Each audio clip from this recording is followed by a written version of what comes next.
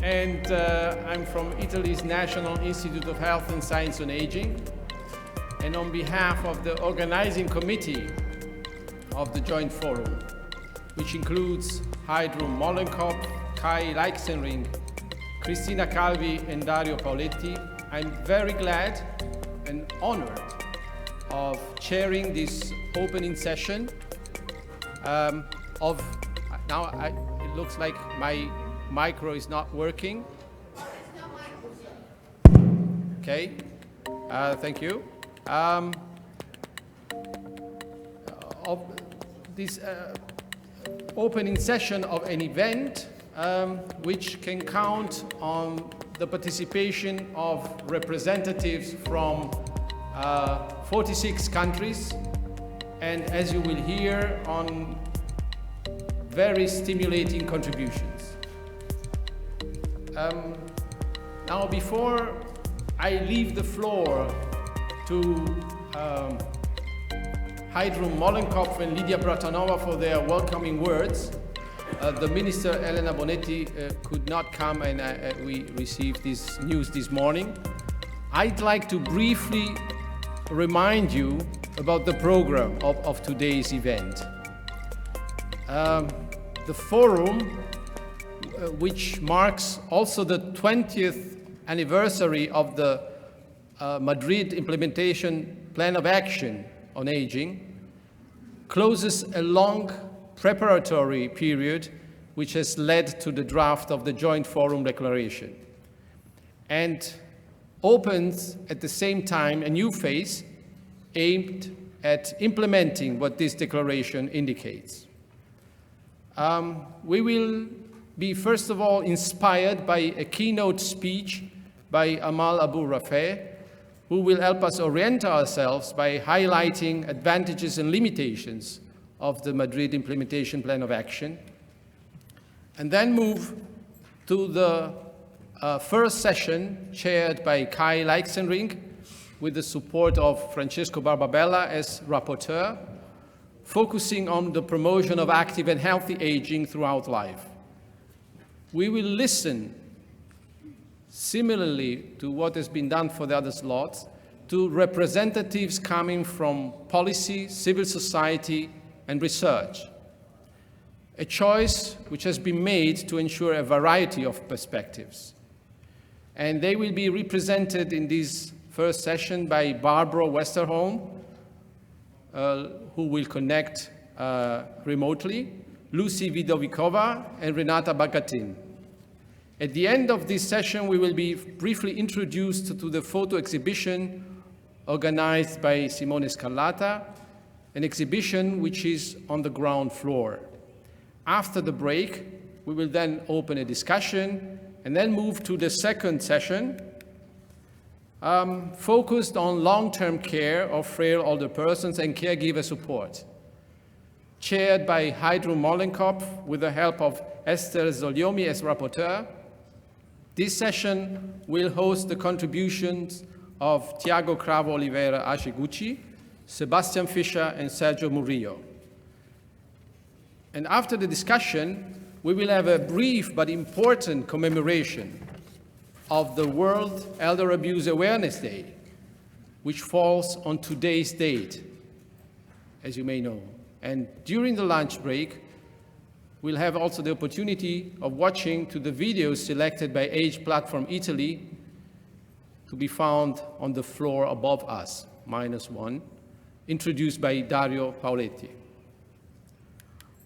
After lunch, Lisa Worth, supported by Ina Völker as rapporteur, will chair the session of Mainstreaming Aging, with contributions by Edmundo Martino, Andrea Principi, and Margaret Gillis. All these presentations will help us to better contextualize the Joint Forum Declaration, to be discussed in the final session. Supported by Vijay Yengar as minute taker, Christina Calvi will introduce the issue that will be further illustrated by Heidrun Mollenkopf and Kai Leixenring. That's when we will have the opportunity to exchange ideas and critical views on the document and on how to best implement it in the coming years. The day will be closed by a well-deserved cocktail reception, kindly offered by AARP, and I'd like to thank here its representatives, Peter Rundlet and Vijay Yengar, for their support, which went well beyond the organization of the cocktail itself. So now I have already taken too much time and will therefore leave immediately the floor to Heidrun Mollenkopf for her wishes. Thank you and welcome again today.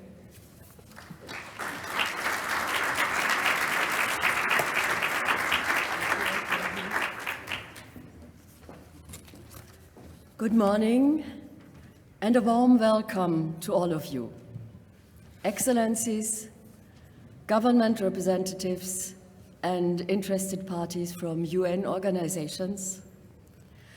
Welcome to friends and colleagues from civil society and scientific research, to the many representatives of older persons from almost all countries of the UNECE region, and to the many other interested parties in a policy that could improve the living conditions of older persons in the region and ensure their full enjoyment of all human rights, regardless of age. I particularly welcome the participants from the member states that are currently suffering from a cruel war. Our thoughts have accompanied you in the last weeks and will also be with you when the days in Rome come to an end. As the representative of non-governmental organizations in the Bureau of the UNECE Standing Working Group on Aging, I express this welcome to all of you on behalf of the organizing committee for this joint forum of civil society and science. We are extremely grateful to the Italian government for making this forum possible, as well as the participation of so many people from all over the UNECE region who otherwise would not have been able to come to Rome. The joint forum is themed "A Fulfilling Life Throughout the Life Course," a joint effort of civil society and research in policy making. This means that for the first time for many years, civil society and scientific researchers are coming together to break down thinking and acting in separate silos. Based on the specific experiences from civil society and evidence from research, we will discuss issues that have become increasingly important in recent years and that will also continue to be the focus of the ministerial conference during the next 2 days. A special concern for us was also to find out which topics are gaining particularly in importance with regard to future challenges from the point of view of our respective communities. We asked this question in the run-up to the forum and received a whole range of significant proposals. We have pooled the guidance we received and will present it at the last session this afternoon.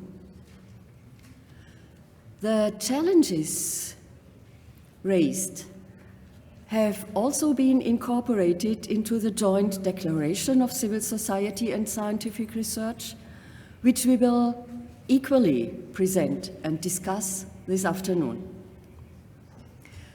The aim of this joint forum is to create a broader, more meaningful basis for productive cooperation between civil society, science, and politics in order to jointly master the opportunities and challenges of aging societies in the interest of people of all ages. Whether and how this can succeed, we want to test in the following sessions. For each topic, we have invited a representative of civil society and a scientist, and we asked a politician who is confronted with respective aging issues in daily practice to comment on his or her experience. And of course, all of you are cordially invited to contribute your experiences and discuss them with us. Linguistic communication plays an important role in a participatory approach. We would therefore also like to thank the Italian government for making translation into different languages possible, so that as many people as possible can participate in the discussions with their questions, experiences, and suggestions. And now I wish you, all of us, new insights and fruitful discussions, and perhaps a greater mutual understanding. I hope that this joint forum will take us a step forward on the path to partnership-based policymaking, a policymaking towards a fulfilling life for all people, a life based on the universal and indivisible human rights that apply without age limits. Thank you very much.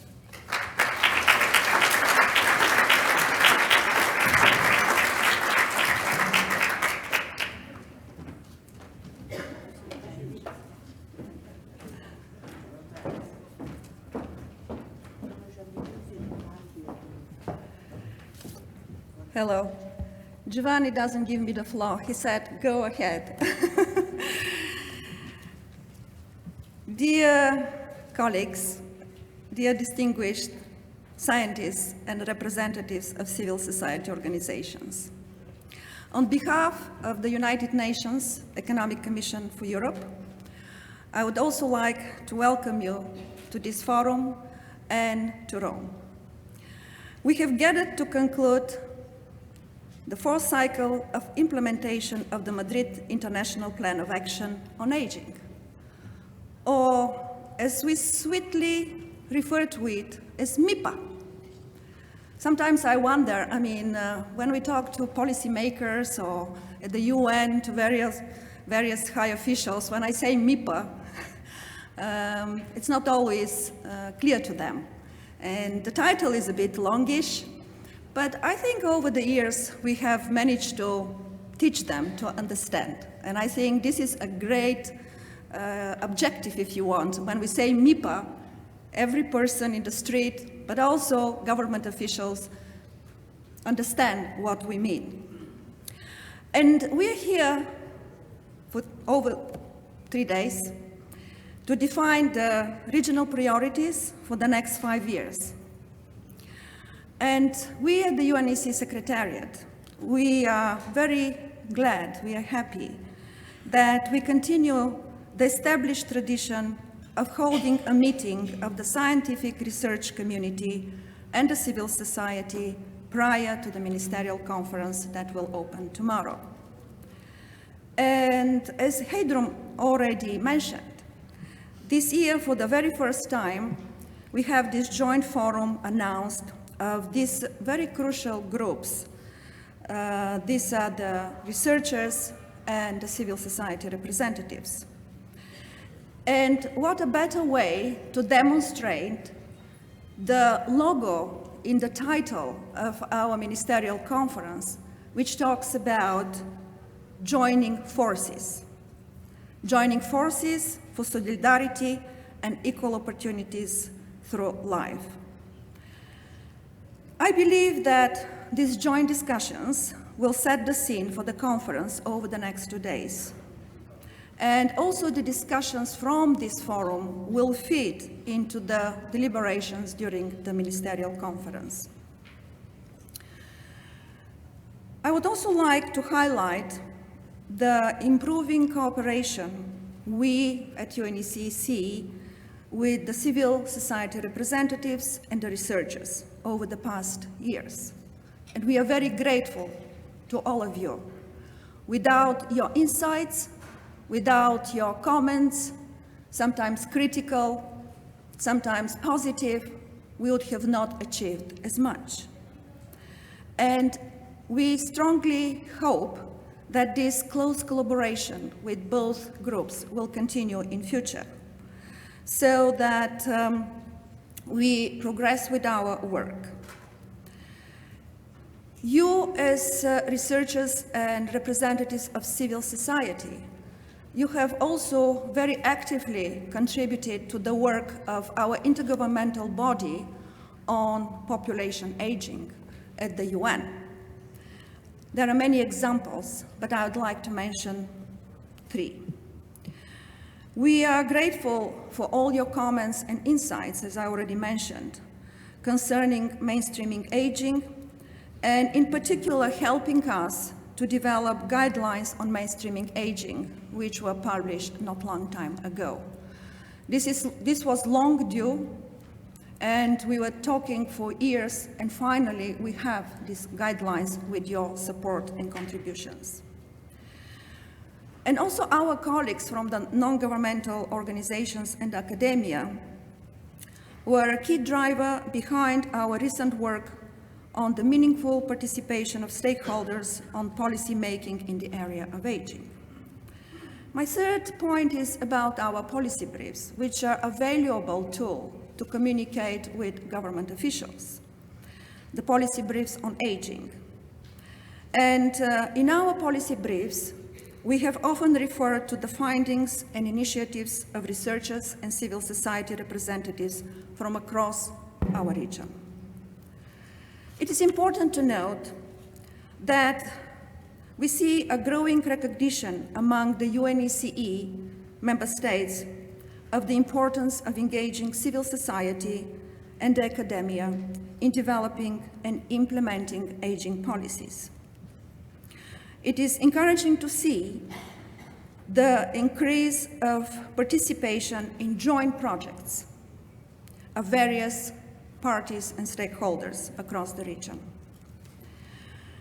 Actually, the national reports that we have collected and published this year on the occasion of the Ministerial Conference on MIPAA implementation prove that virtually all of the 40 countries, and you may know that the UNEC region has 56 member states. It's a good response rate. 40 countries submitted a report, followed the recommendation to use and consult their reports with the non-governmental organizations and researchers at national level. The detailed summary of these reports you can find in the regional synthesis report that we have published as a background document for the Ministerial Conference. And this summary contains a wealth of information on the UNEC countries' aging policies, also on progress made in the countries in the region, but also on the challenges that countries have at national level. And it's a summary synthesis report for progress and challenges over the last 5 years. It's important also to say that this year we mark the 20-year anniversary of the adoption of MIPAA. We also prepared a summary report called MIPAA plus 20, which is in a way a synthesis of all our previous regional synthesis reports, which we prepared for the previous ministerial conferences. And personally, I would encourage you to use these resources and these documents, and that you may find useful to support your research work, but also advocacy at national level. With these examples, it's just to say that we at the UN Economic Commission for Europe, we hope that this great collaboration will continue in future. I would like to encourage all of you to continue your important work of providing policymakers with an evidence base and a reality check for better policies that serve all the person's needs and also that are adapted to aging populations. You may wonder why Director of Statistical Division of UNEC is addressing you, and what is statistics to do with policies on population aging? Actually, statistical program at UNECE is a very large program, and it's not so much about collecting data and calculating Excel sheets and tables. We produce data, but we also deal with statistical policy across all countries in the region. And in 2011, the program on population aging was moved under my management and supervision. And since then, actually, we have seen a lot of synergies, because in statistical program, we have big work done on demographic and social statistics and policies. And then this has enriched both programs by having joint work, one of which is the outcome is the Active Aging Index. But not only that, we have also developed conceptual guidelines on aging-related statistics that initially was meant as a recommendation only for the UNEC member states. But later on, it was taken at a global level and recommended also as global recommendation. I say this because we often talk about evidence-based. And evidence-based policy making, we need data and information. Now, I also would like to encourage you to support and complement the national authorities in providing services to those most in need. We, from the UNEC and the Secretariat, we are ready and we promise to support you in engaging with governmental and other partners. We are there to facilitate exchange among various parties and stakeholders, but also to facilitate closer collaboration at national level, but also at international level. Finally, I would like to thank the organizers of this joint forum. In particularly, Giovanni and his team, from the Italian Institute for Research on Science and Health on Aging, but also the second partner for organizing this forum, Age Platform for Europe, and the third party here, the European Center for Social Welfare Policy and Research. We will also have, as announced earlier by Giovanni, a more informal opportunity to get to know better each other and talk to each other at a cocktail reception kindly offered by the American Association of Retired People. And there is not more excellent opportunity after 2 years of isolation and difficult years to get together, as I understand, near the swimming pool, nice weather, with a glass of something, talk about aging policies. Finally, I want to acknowledge the great work done by Giovanni and Cristina from the National Institute for Research on Aging in Italy, and Marino from the Ministry of Equal Opportunities and Family. I hope we'll have interesting discussions today, and I look forward to a successful outcome that you'll be reporting to the ministerial conference in the next 2 days. Thank you very much for your attention.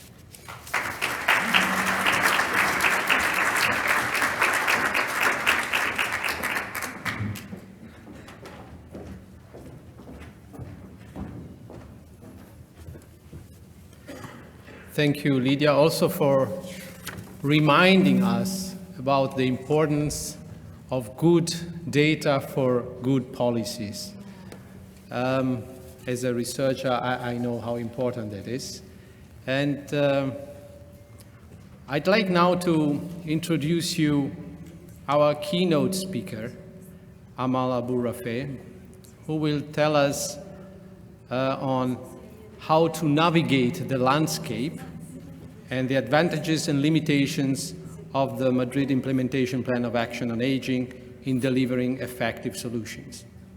She is in the best position to do so, since she is the chief of the Program on Aging section at the United Nations Department of Economic and Social Affairs in New York, where she serves also on the Secretariat of the General Assembly's Working Group for Strengthening the Protection of the Rights of Older People, of the human rights of older people. Member of the Steering Committee of the Titchfield City Group on Aging-Related Statistics and Age Disaggregated Data. She's also part of the World Economic Forum's Global Future Council on Healthy Aging and Longevity. Amal, I would like to call you here to tell us about these issues. Thank you very much.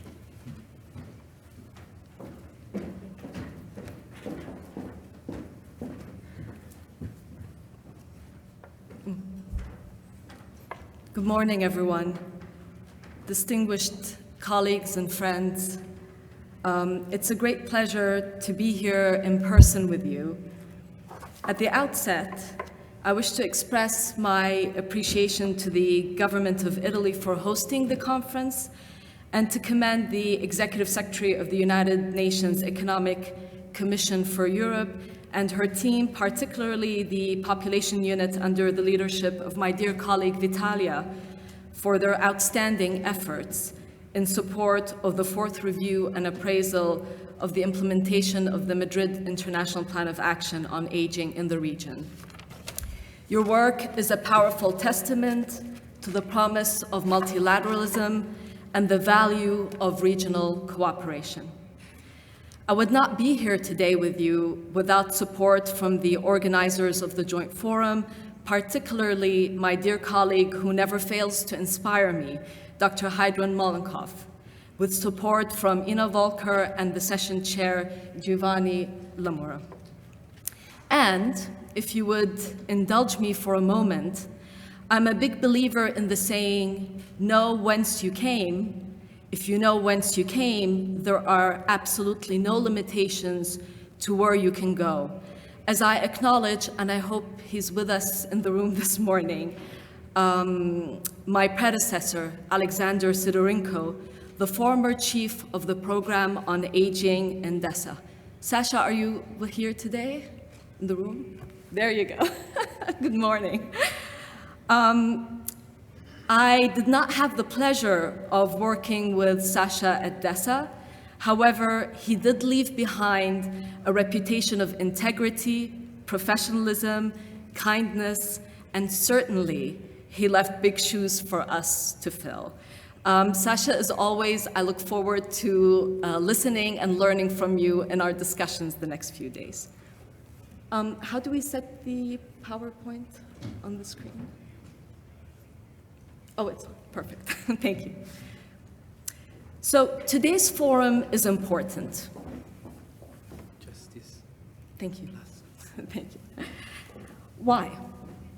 It takes place ahead of the ministerial conference, as it should, because the review and appraisal of the implementation of MIPAA in its essence was designed to be a bottom-up initiative, reflecting the need for governments to recognize and build upon the expertise and experience of older persons and to facilitate their participation in decision-making processes. This is the M15 bus in New York City. When my son was younger, I would take it every day in the afternoon to pick him up from school. I would often find an empty seat in the front area of the bus, right behind the priority seating, which is reserved for older persons, amongst others. And since it was rush hour, the priority seats would fill up pretty fast. As more older persons came on board, I would offer my seat. Why wouldn't I? It is the right thing to do, and older persons need that seat, right? Well, I quickly learned that that was wrong, and let me explain why. When offering my seat, one older person smiled back at me and said, "Thank you," and when she sat down, I could hear a sigh of relief. Clearly, she needed that seat. Another older person smiled back at me and said, "Thank you, but I'm getting off at the next stop." Clearly, sitting down was not worth it for him for that short trip. Once, an older person told me, "Thank you, dear, but I just had knee surgery, and while it feels okay to stand or to sit, the process of standing and sitting is still very painful." Clearly, his preference was to remain standing.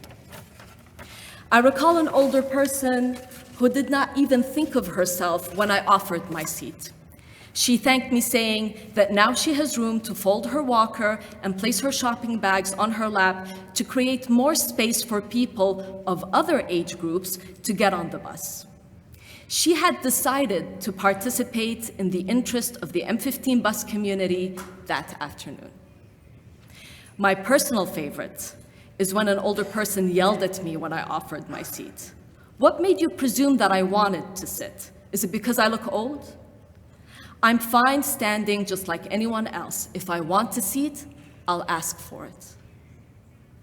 I learned a lot from that M15 bus ride. I no longer make assumptions about the needs of older persons. I learned to ask, "Would you like to have this seat?" And the older person will make that decision for themselves. Make no mistake, there is diversity in old age. Yet, the current policy framework of global aging continues to apply a single standard for all older men and women, and for improperly homogenizing their experiences when they live in very different contexts and circumstances. Much like my experience on the bus, in reality, The narratives of older women and men show more complex trajectories influenced by their earlier, present, and future opportunities. I anticipate that over the next few days, we will hear messages on the need to embrace the potential of population aging as a basis for sustainable development. We may also hear calls for challenging assumptions regarding old age. But central to all of this is the acknowledgement that diversity is a defining characteristic of old age, and the consequent reflection of this heterogeneity on public policies. This is why the meeting of civil society today is key. Older persons want to see results reflected in their daily lives. And MIPAA's review and appraisal cycle is, or at least it should be, a continuous and dynamic process that informs this public policy response. It must include the active and equal participation of older persons, without whom no meaningful bottom-up approach is possible.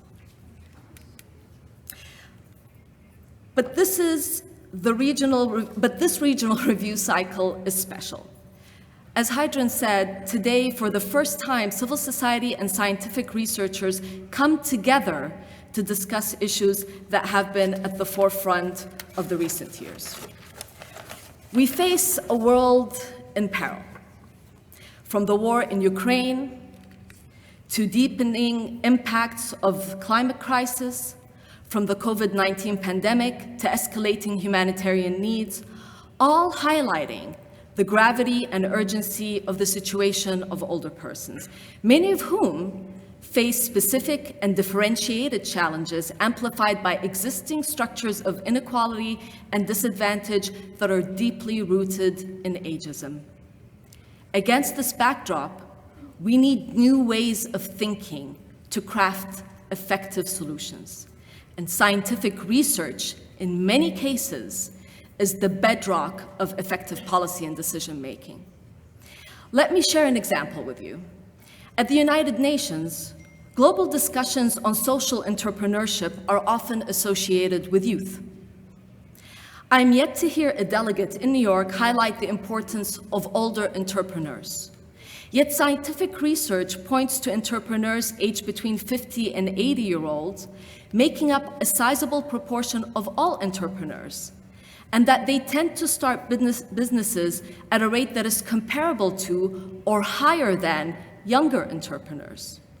Older entrepreneurs are also slightly more likely to employ 5 or more people, whereas younger entrepreneurs are on average slightly more likely to run non-employer businesses.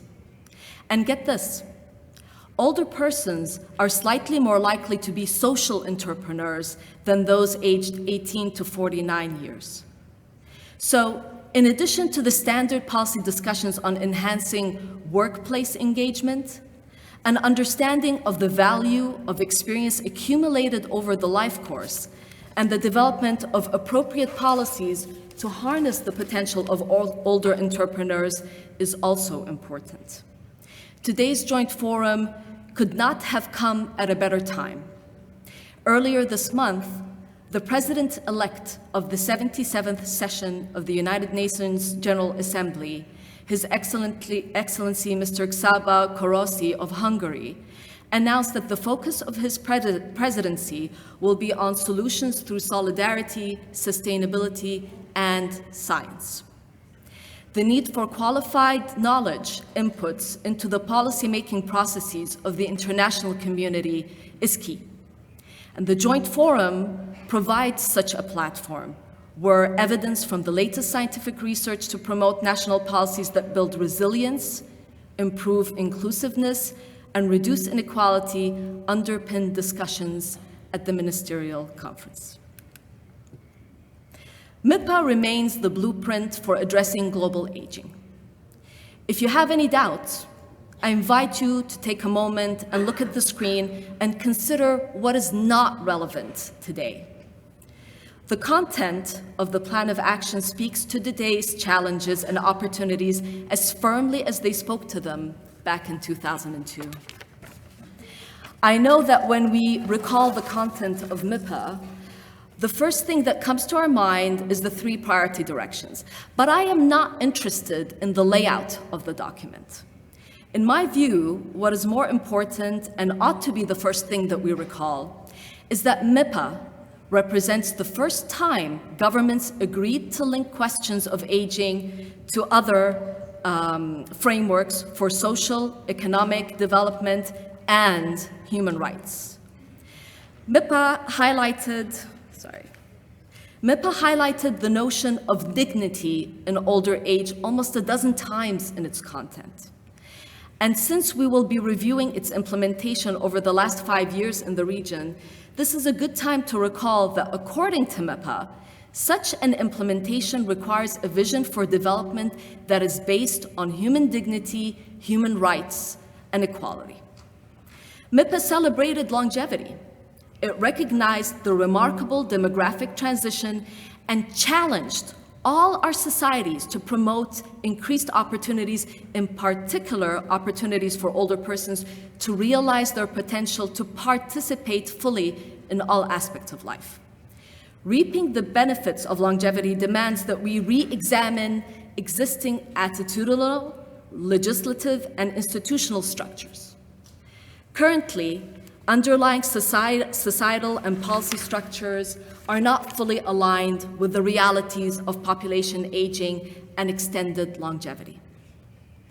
MIPAA recognized the need for close examination from a development perspective of a broader life course, and that action is needed to transform opportunities and quality of life of men and women as they age, thus building the foundation for a society of old ages. MIPAA also marked deep inequalities in the situation of older persons, and for this reason, the importance of placing aging in development agendas. The COVID-19 pandemic had a devastating impact on the implementation of Sustainable Development Goals, with national and subnational data showing that years or even decades of development progress have been halted or reversed. Deliberate, concentrated actions will be needed to explicitly and directly address the underlying structures, attitudes, and policies that violate the rights of older persons and increase the risks and vulnerabilities that they experience. Ensuring full and equal participation of older persons will be crucial. Their perspectives and expertise in identifying the challenges, opportunities, and solutions should inform and support these efforts. MIPAA highlighted the importance of older persons' expectations and their preferences, a message that is echoed in the United Nations Decade of Healthy Aging, which presents an opportunity for collective action with diverse stakeholders to enable older persons to do what they value, retain the ability to make decisions, and preserve their purpose, their identity, and their independence. MIPAA also touched on the contributions of older persons to development. A few years ago, the United Nations Interagency Group on Aging, with colleagues at UNDP as penholder, in collaboration with AARP and HelpAge International, issued a technical report on aging older persons and the 2030 Agenda. The report stated that progress towards sustainable development requires the necessary conditions are developed to enable older persons to lead self-determined, healthy, and productive lives and empower them to exercise their right to make decisions and choices in all areas that affect their lives. Protecting and enhancing the autonomy, participation, and contribution of older persons represent 3 critical well-being outcomes consistent with this objective. We know that universally agreed upon definitions of these concepts and cross-nationally comparable data for measuring them remains scarce. Therefore, our team, in support of the work of the Titchfield Group, issued last December a background paper on measuring autonomy, participation, and contribution of older persons, authored by Zachary Morris, Jennifer Maiden, and Daniel Mont. It's posted on our website under briefing issues, and I encourage you all to check it out. And finally, MIPAA stomped out leading and negative stereotypes, particularly where older persons are disproportionately portrayed as a drain on the economy.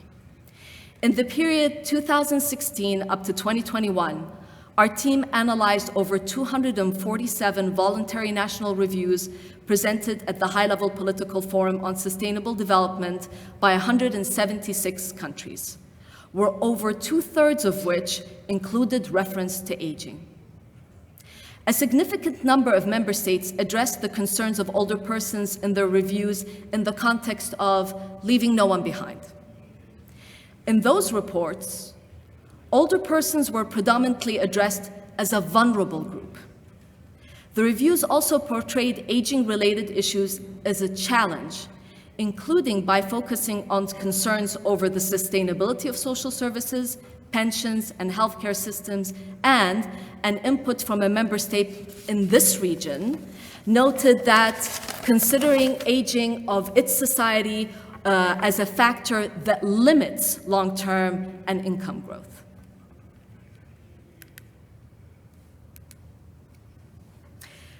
The review and appraisal process of MIPAA is a mechanism through which governments assess the effectiveness, efficiency, coherence, and impact of their national strategies, their legislations, policy provisions for older persons. And at its global review, this process establishes an opportunity for intergovernmental body at the international level to consider a new updated resolution in response to the outcomes of the fourth review and appraisal process. When I first, sorry, this is moving faster than me. When I first took lead of the program on aging in DESA, I was told by some stakeholders that MIPAA was old. An interesting choice of words. I had worked with the youth team prior to moving to the program on aging, and I recalled that the text of the World Program for Action on Youth was presented in 1996, and an annex was added to it in 2008, yet I do not recall any stakeholder referring to that document as old. On other occasions, I was told by a few that MIPAA is dead. Again, an interesting choice of words. I looked into the facts, and with the help of colleagues at the United Nations Regional Commissions, we found that there has been a steady and upward trend in the participation of member states in the review and appraisal exercise, with a dip during the second cycle due to exceptionally low participation in Africa. But certainly, MIPAA was not dead, not even close. The engagement of 2/3 of the member states in the last review and appraisal cycle attest to the importance of MIPAA as the international policy framework on aging. Then I looked into the motivation. If the notion that MIPAA is dead was being considered as a basis to start something new, this made me question the worth of the alternative that apparently requires a death to find its way into the light. The proclamation of the United Nations Decade of Healthy Aging proves my point. The decade builds on MIPAA and fills gaps in health and well-being by strengthening multi-sectoral approaches to healthy aging. And like MIPAA, the decade supports the realization of Agenda 2030. Also, the Secretary General will draw upon the reporting mechanism of MIPAA, among others, to inform the Secretary General Assembly about the implementation of the decade in 2023, most likely under the agenda item Global Health and Foreign Policy. The United Nations regional commissions are aware of this, and many, including the Economic Commission for Europe, have invited governments to cover activities related to the decade in its fourth review and appraisal exercise. Today, there are 22 United Nations entities collaborating under the umbrella of the Interagency Group on Aging to strengthen the inclusion of older persons in the work of the United Nations. To date, members of the group have jointly organized dozens of events and have issued 4 joint outputs, with a 5th led by our colleagues at WHO in collaboration with DESA, OHCHR, UN Women, and UNFPA, to be launched later today in commemoration of the World Elder Abuse Awareness Day. The Secretary General said that rising inequalities across the world is one of the defining challenges of our time. It undermines social progress, threatens economic stability, and undercuts human rights. Unless we take action to reverse this trend, inequalities will further deepen divides and threaten progress of the Sustainable Development Goals. While inequality has multiple dimensions, whether economic, social, or legal, and while it varies depending on the context, inequality can take place within a country as well as between different countries. And despite the adoption of MIPAA, disparities remain widespread. For instance, while having shrunk considerably, the difference in life expectancy at birth between low and high-income countries, it's still around 16 years. On one hand, we know well that gaps between policy and practice and the mobilization of sufficient human and financial resources remain a major constraint. Also, it is not apparent whether there has been any significant improvement in the utilization of the bottom-up participatory approach by member states in the past review and appraisal exercises. On the other hand, in some parts of the world, awareness of MIPAA remains limited or non-existent, which limits the scope of the implementation efforts. Our latest findings, for example, show that only 7% of African countries have a combination of law, policy, and action on aging inspired by MIPAA. That is in a region that is expected to witness the largest relevant increase in the number of older persons. We're talking about an increase of around 230% by 2050. A source of concern is that the major constraints identified to the implementation of MIPAA remained the same throughout the last 3 review and appraisal cycles. Should this trend continue through the 4th cycle, it will signal the recognition of the need for a dedicated call to action for older persons. What is also of concern is that over the past few years, we were all hopeful to catch a wave of several opportunities presented, including, for instance, Agenda 2030 and the Secretary General's proposal in our common agenda. Yet such opportunities fell short of anchoring the issue of aging in the global development agenda. From my experience following intergovernmental processes in New York, gained traction, if any, was thanks to a handful of committed stakeholders. A third issue of concern is the emergence of multiple rifts between some member states about whether aging issues are human rights or development issues.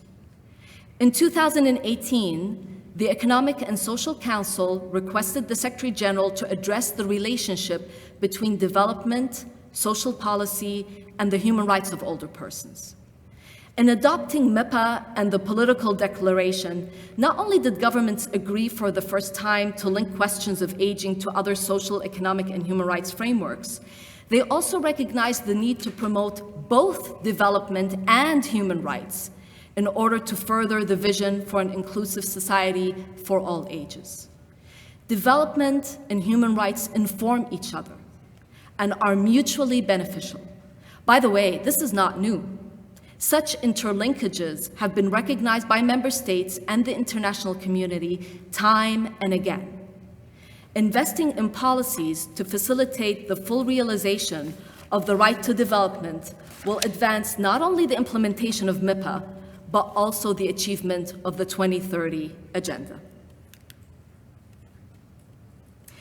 By the way, should any of you want to have more details about our very small team and what we do in New York, I put this out to show you exactly the efforts that we're trying to put influencing various pathways of intergovernmental processes that could potentially touch on aging. Society is stronger and more resilient when older women and men can play a meaningful role in development, contributing to policymaking that affects their lives. Older persons are asking, indeed demanding, decision makers to make concrete commitments come up with solutions, and take real action. Let the moral voice of older people keep our feet to the fire.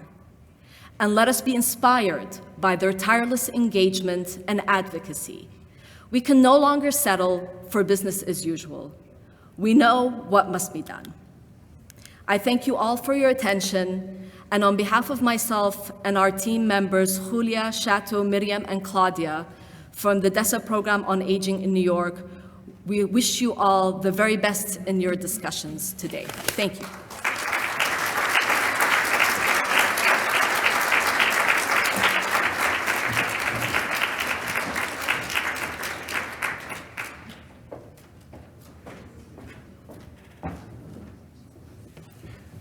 Thank you very much, Amal, for your inspiring words.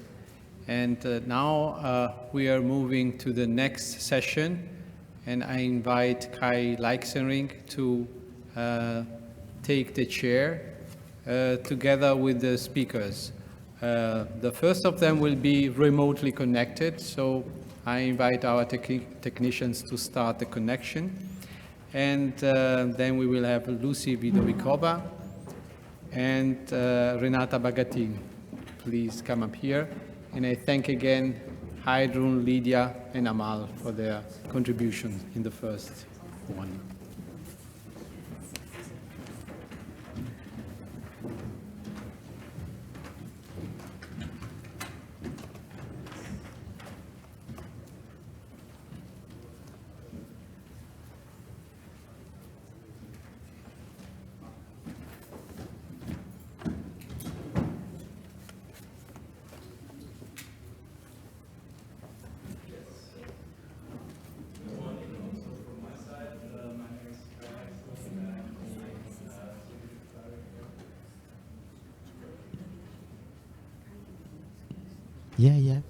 Yeah, we can hear you.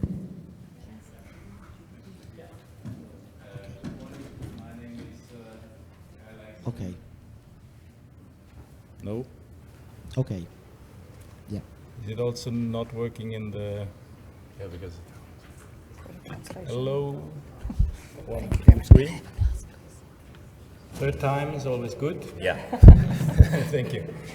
So again, my name is Kai Leixenring. I am the Executive Director of the European Center for Social Welfare Policy and Research, which is affiliated to the United Nations, especially to the Vienna branch. And as such, I am also representing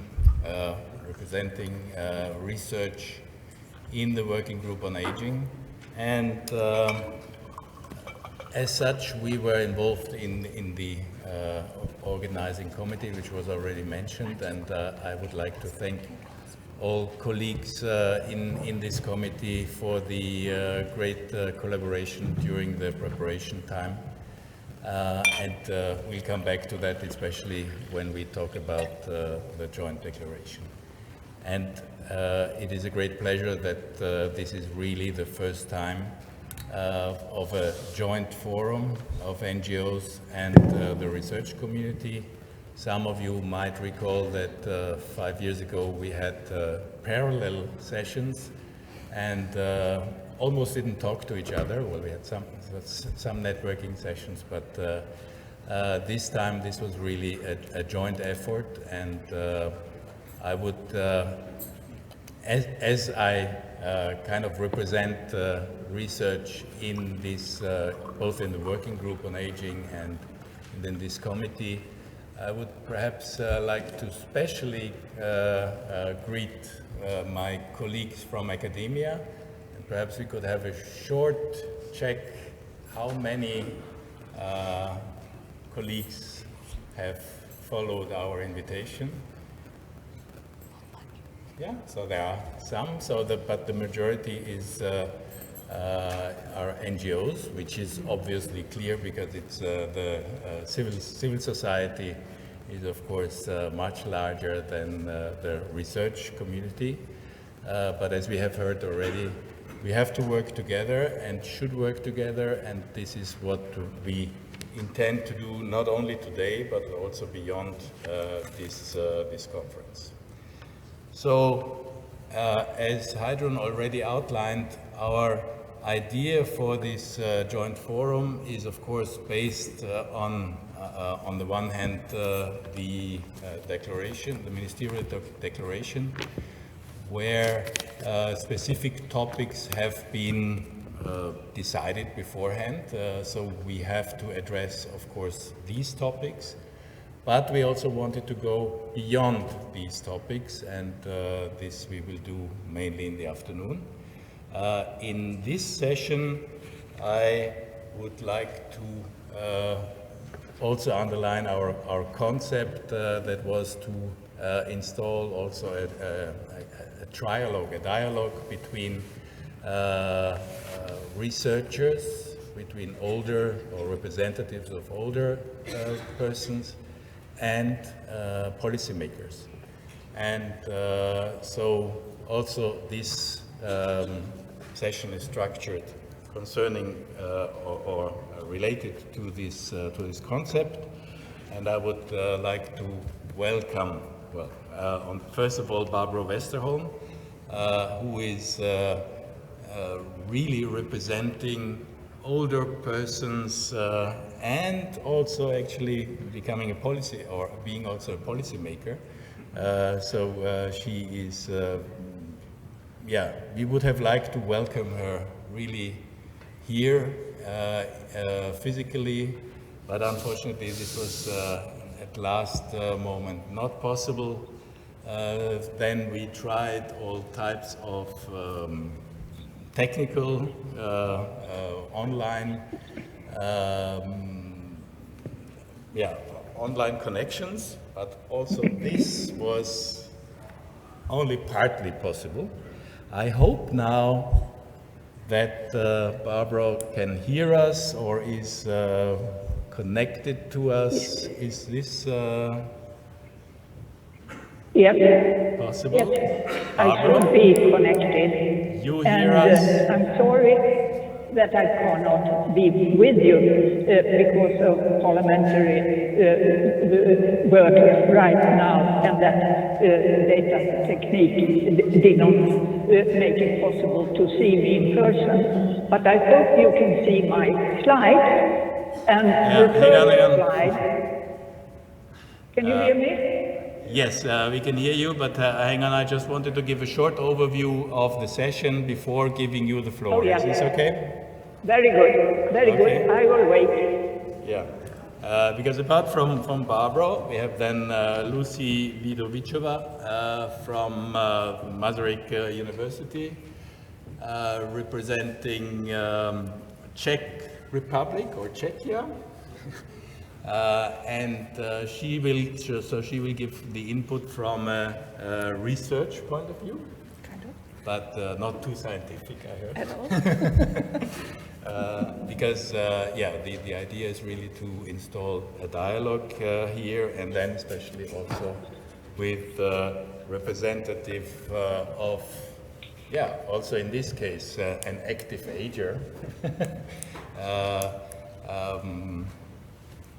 Because Renata Bagatin is, on the one hand, already a pensioner, but on the other hand, more active than ever, probably. And she is also representing the host country as a former regional councillor in Friuli, Venezia Giulia. So this is our panel for this session, and without further ado, I would perhaps invite Barbara, just saying that this session is, of course, focusing on a topic that is at the heart of MIPAA, let's say, promoting active and healthy aging, has been on the agenda of MIPAA and of Madrid, especially from the beginning. But we have seen that it was also, as we say in German, a child of its time. We have seen that,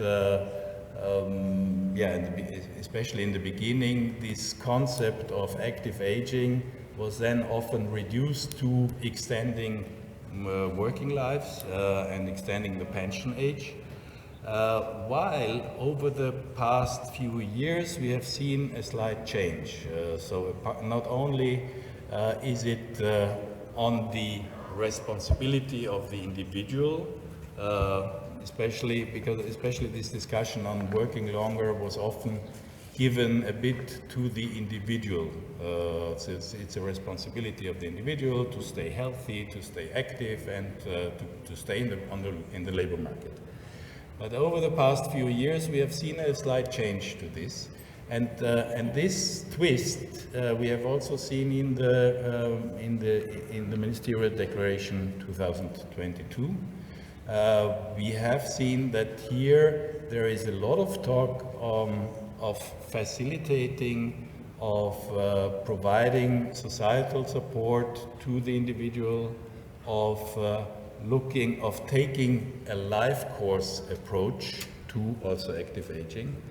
And I think that this is an important shift in this concept. I know right from the beginning there was also, let's say, the second part of healthy and active aging was also dedicated to long-term care and the need of care that should be addressed. But as I said, for many years this part of the concept had been a bit hidden, and now it came a bit more to the forefront. And so I hope we can also in the discussion underpin this a bit more also with evidence from the presentations and from the floor. So now, Barbara, do you still hear us? Yes. Then, Oh, yes, I can hear you. yeah, I know you are, as a member of Swedish Parliament, you cannot travel currently, as you have also important decisions to take there. So we are looking forward very much to your perspective as an older person, but also as a policymaker from a Nordic country that has always been on top of, for example, the active aging index rankings, but also in social policy in general. So, Barbara, let's start. We can see. Thank you. We can see your slides, and you just tell Very us good. what you want. Because the first slide shows what I'm going to talk about, the perspective of older persons. I will be 89 years old tomorrow, so I think I have collected some experience in this field. Slide 2, please. It tells what I am going to talk about. I'm talking about the freedom of older people to make their own choices, how to live their lives, and some of the obstacles which have to be tackled. I can't cover all. Slide 3, please. The first and most dominant important is age discrimination. It's a very difficult obstacle to tackle. WHO, the World Health Organization, says that it is the most difficult discrimination ground to do anything about. And you can see from the slide the definition that ageism is prejudice or discrimination against people because of their age. It typically applies to people who are older, but can also affect young people. And it has a negative impact on both physical and mental health. And it's also linked with earlier death. And it occurs in all sectors of society. We most often talk about occupation and education, but you can find it in health, social welfare, good services, and media, etc. Slide 4, please. slide 4. And this deals with occupation, and what I think is so important is that older people must be seen as a resource in society. In the country I know best, Sweden, the employer seem to choose people who are between 30 and 40 years old, and then it becomes more and more difficult for 40 plus to change occupation. And therefore, older people who want to and can must be allowed to continue to work despite chronological retirement ages. And this was actually put forward by WHO already in the 1980s, and how health was impaired for those who were denied to go on working. We have to realize that many people can't work more than up to 60 years of age, but those who can, they should not be prevented from doing so. And their contributions to civil society should be valued, both that you see what they are doing, but also in terms of money, because money talks in political circles. So therefore, research here is of great importance. Slide 5, slide 5, which deals with health care and people, older people. Very good. I can't see the slide there for the confusion. And in many countries we have a legislation that age should not influence what you recommend in respect of drug treatment and so on, what has to be done for older people. But the reality is that there are age limits, chronological age limits, and there are limits which doctors, nurses, and other staff they are unaware of. So, and there is a lack of knowledge about healthcare needs of older people among healthcare professionals, which have to be tackled. And there is unequal access to health and social care, because when money is scarce, you tend to try to save money in the treatment of older people. And there is also insufficient support to caregivers, because much of the healthcare needs are met by caregivers, spouses, and so on. And there are practical examples of chronological and age limits. For instance, in screening, mammography, many countries stopped to offer it to women 75 plus, because the clinical trials which were run, they stopped at 74, so there is no evidence-based data to show that mammography is good also for women 75 plus. And one very serious area is prescribing of medicine. It's based on symptoms, not diagnosis. You can see it in the treatment of depression in older people. By routine, antidepressants are prescribed, despite the fact that they are not tested properly in older people, and that they also cause severe adverse reactions. And why do the older patients come to doctors and present their depressive symptoms? It might be that they are lonely, isolated. This became very true during the pandemic. that when older people were isolated, couldn't live together even with their spouses or meet their children, of course, it was very near them to become depressed. But that depression is not to be treated by medicine. And in the country I know best now, Sweden, we have deep dive here in how are antidepressants used, to what effect should they really be used in the way they are for older patients. And then in the US, WHO has shown that in their global report that age discrimination in healthcare, it's very expensive. Money talks again.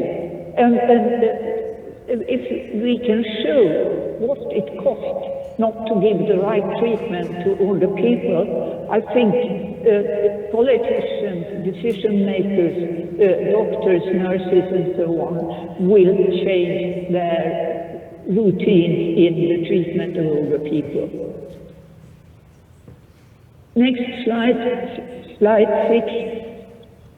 And then we have the digital and other technologies. It's a wide range of age, positive for many, but not all users. In many countries you have a goal that the whole society should be digitalized. I think that's a long goal. You have to be aware that it's positive for many, but sometimes negative. There are mobiles, computers, the use of credit cards, bank accounts and so on. The patients with cognitive disorders, they can't handle it. So these technologies have to be tested and evaluated, both with regard to technical quality and ethical consideration. And now to my conclusion, because this has to be very brief because of lack of time. So my conclusion here is, first, see older people as individuals, not a collective. We are born very alike, but then as we grow older and older, we become more and more difficult as compared to others.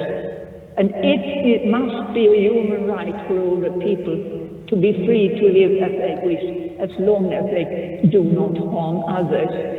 So this in healthcare, in occupation and so on. See the older person as individuals and also a resource. They should not be seen as a burden to society.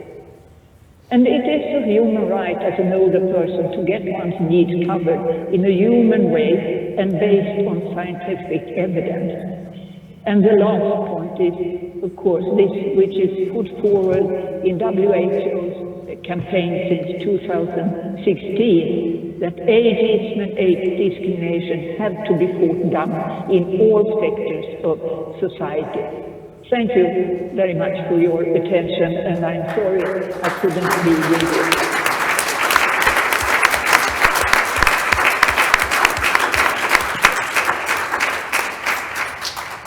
Thank you, Barbara. Just a question, can you still stay with us also at... Oh, yeah. I will stay the whole time, no problem. Okay, great, because then we can have the discussion afterwards, after the three presentations. And I would like to go on and give the floor to Lucy Vidovichova. She is a researcher, sociologist, and social gerontologist. This means she's really dealing with population aging and the impact on our societies.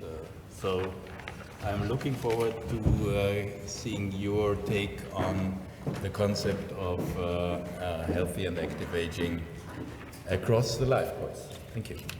Thank you very much, and thank you, the organizers and Italian government for having us come together, but also you here in the audience for your very valuable time and inputs that you've provided before or you are planning to do today. We will be talking about older people, and we have been talking about older people previously, and we will have still more talks going on in the course of the days. So I was thinking maybe I will start with slightly different concept and introduce it here for you. I'll bet it's very easy one, and it's easy to follow, and we all live with it, but somehow it has very big difficulties to get into policy actions.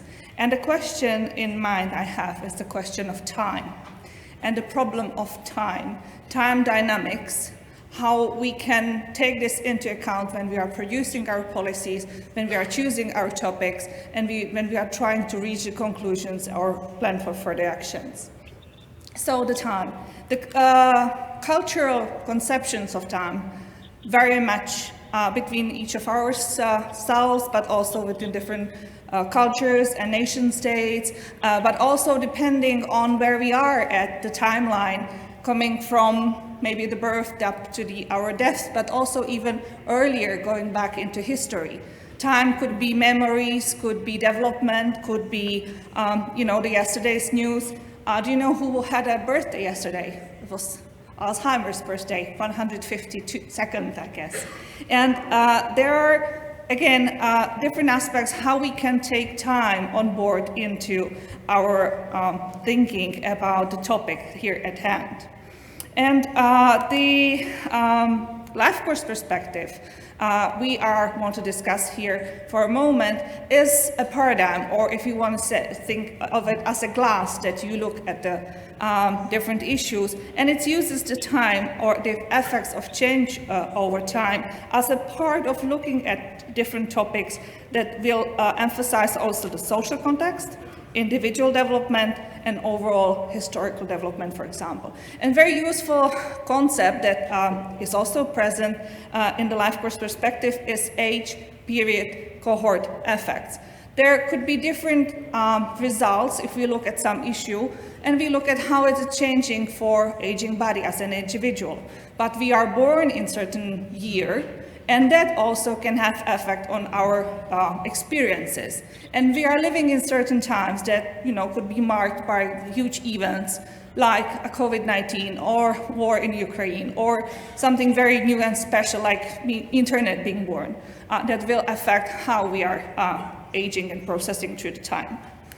There have been, only just from 2018, 780,000 studies done on life course perspective, and from that 16,000, more than 16,000 on active aging.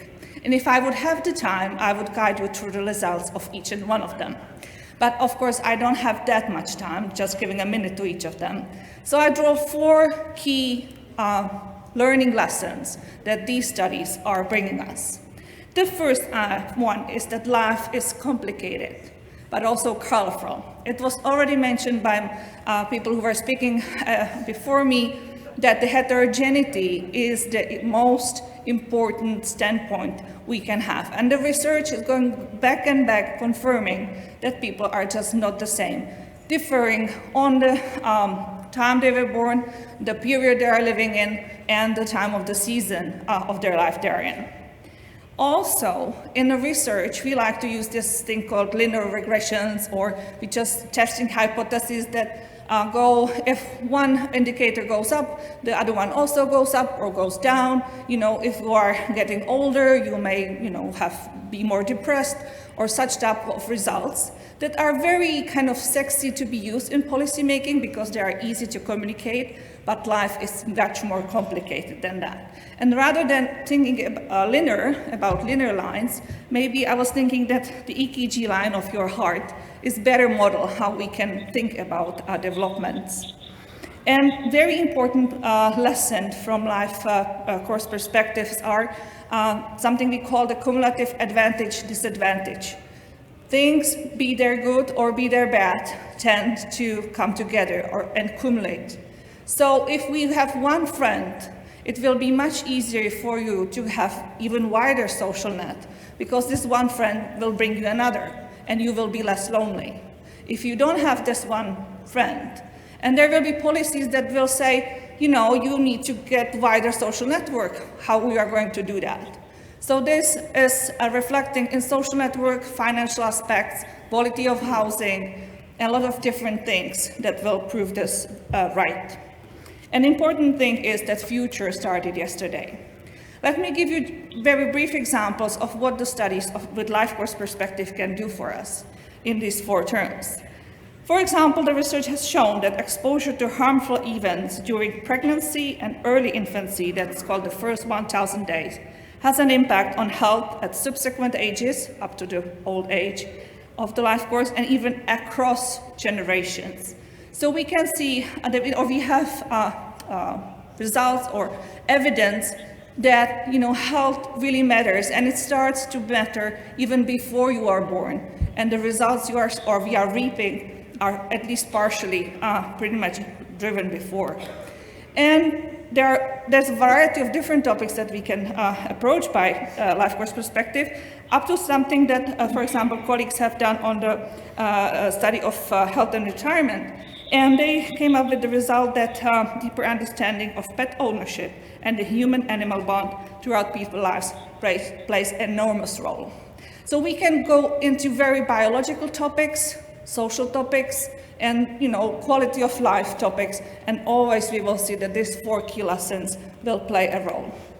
One last example I want to share from the research concretely. It's from the program GenderNet Plus, and some of my co-authors, Mara Artsen and Kieran Walsh, are in the audience. So if you want to have more details, they can provide you with that as well. But we have done something we call aerial archaeology, like when you're flying with a plane and you can see the residuals of what used to be a castle or, you know, old plane on the floor, but already kind of under, you know, layers of the history coming over that. But we can define or find in our data that sparse social networks in later life may have roots, and that differs for men and women. For men, that's the influence of physical aspects of childhood living conditions, like inadequate housing or financial difficulties. For women, that's more the cultural capital of the family of origin and the quality of relationships with parents. That's around the age of 12. Your family of origin will have great importance and influence on the quality of your later life. And why I'm saying that? Because there's nothing too early to intervene. Whatever you do for children will have good quality results in their aging process, and this is what the life course approach is teaching us. Very similar results, just to confirm, came up with huge and similar study of Chinese older adults on loneliness incidents.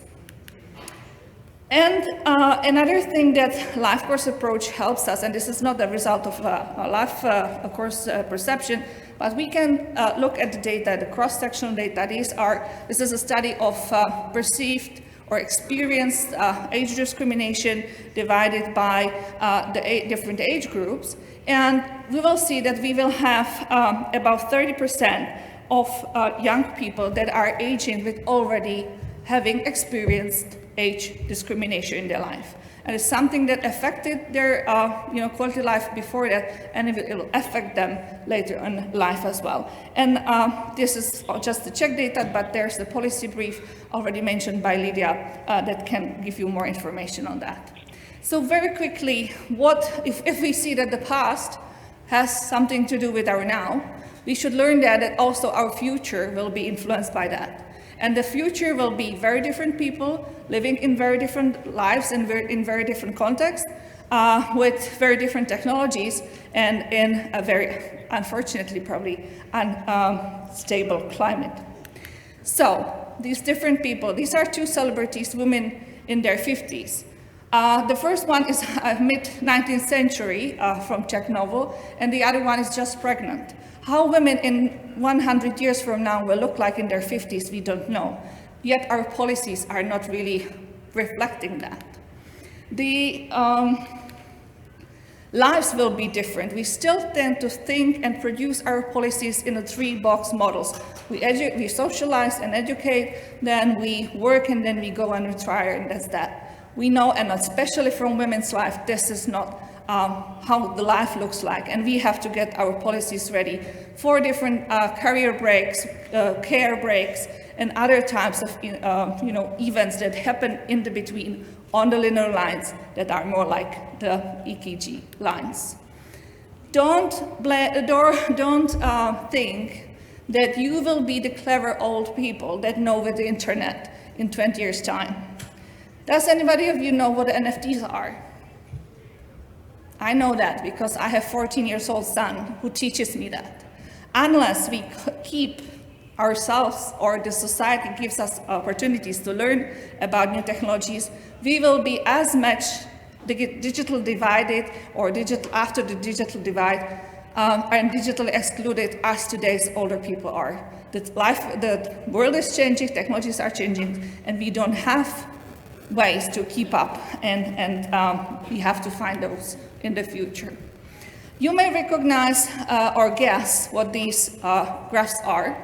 The dark blue is the graph of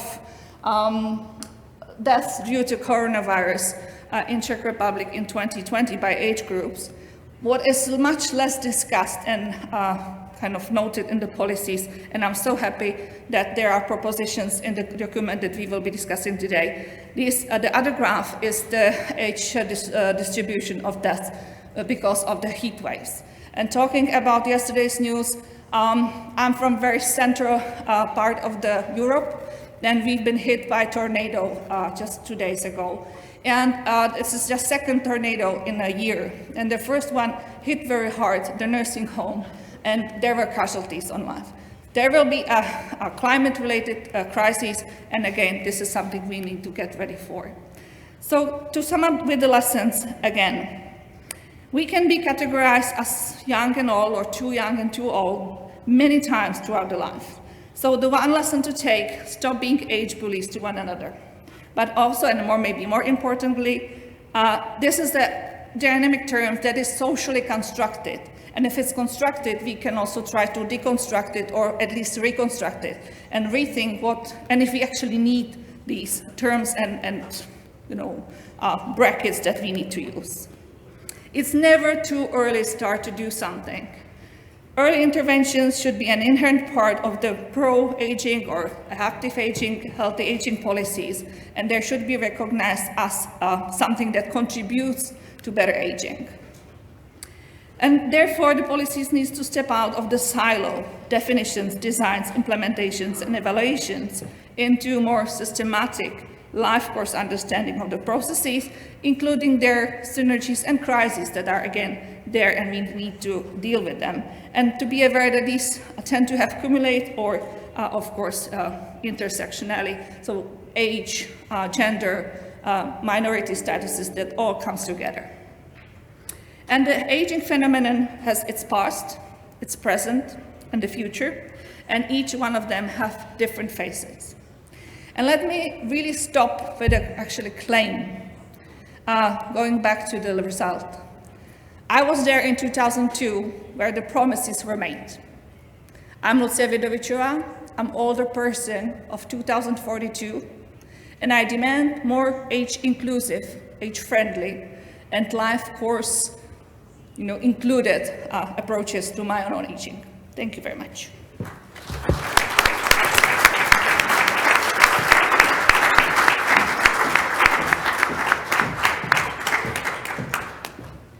Yeah, thank you very much, Lucy. This was the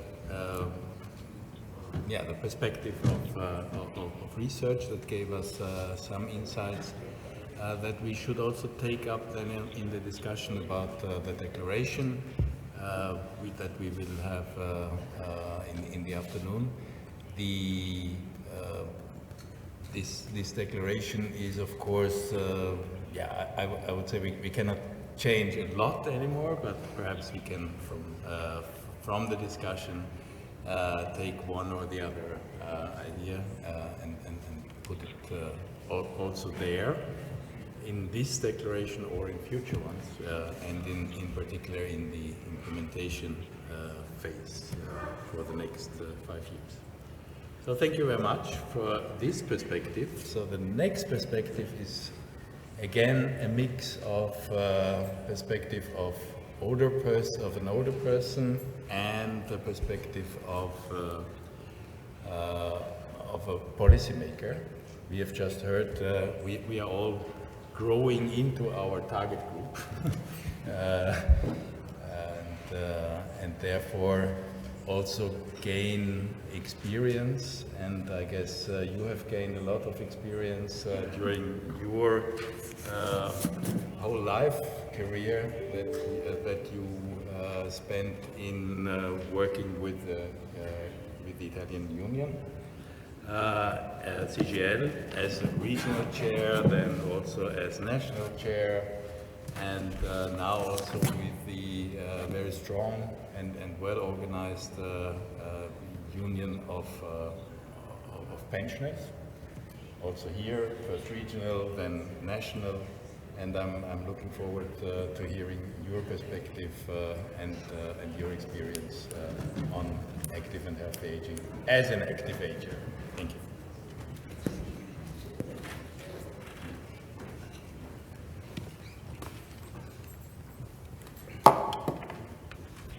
Grazie per l'invito. La crescita della popolazione in età anziana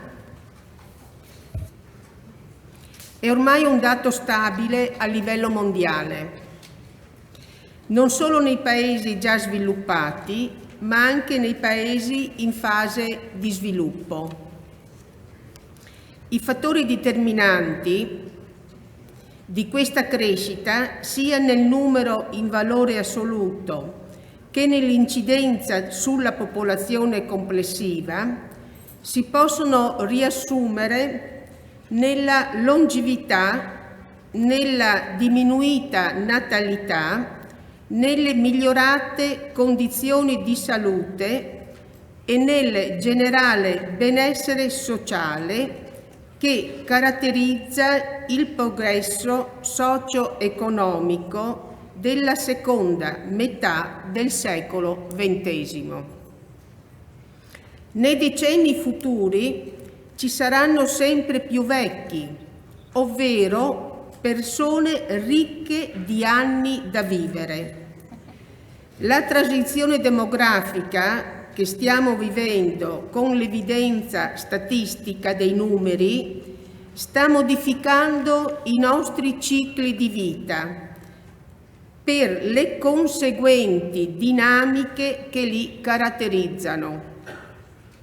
Secondo i recenti rapporti del nostro Istituto Nazionale di Statistica, l'Istat, l'Italia è un paese con sempre più anziani e sempre meno bambini.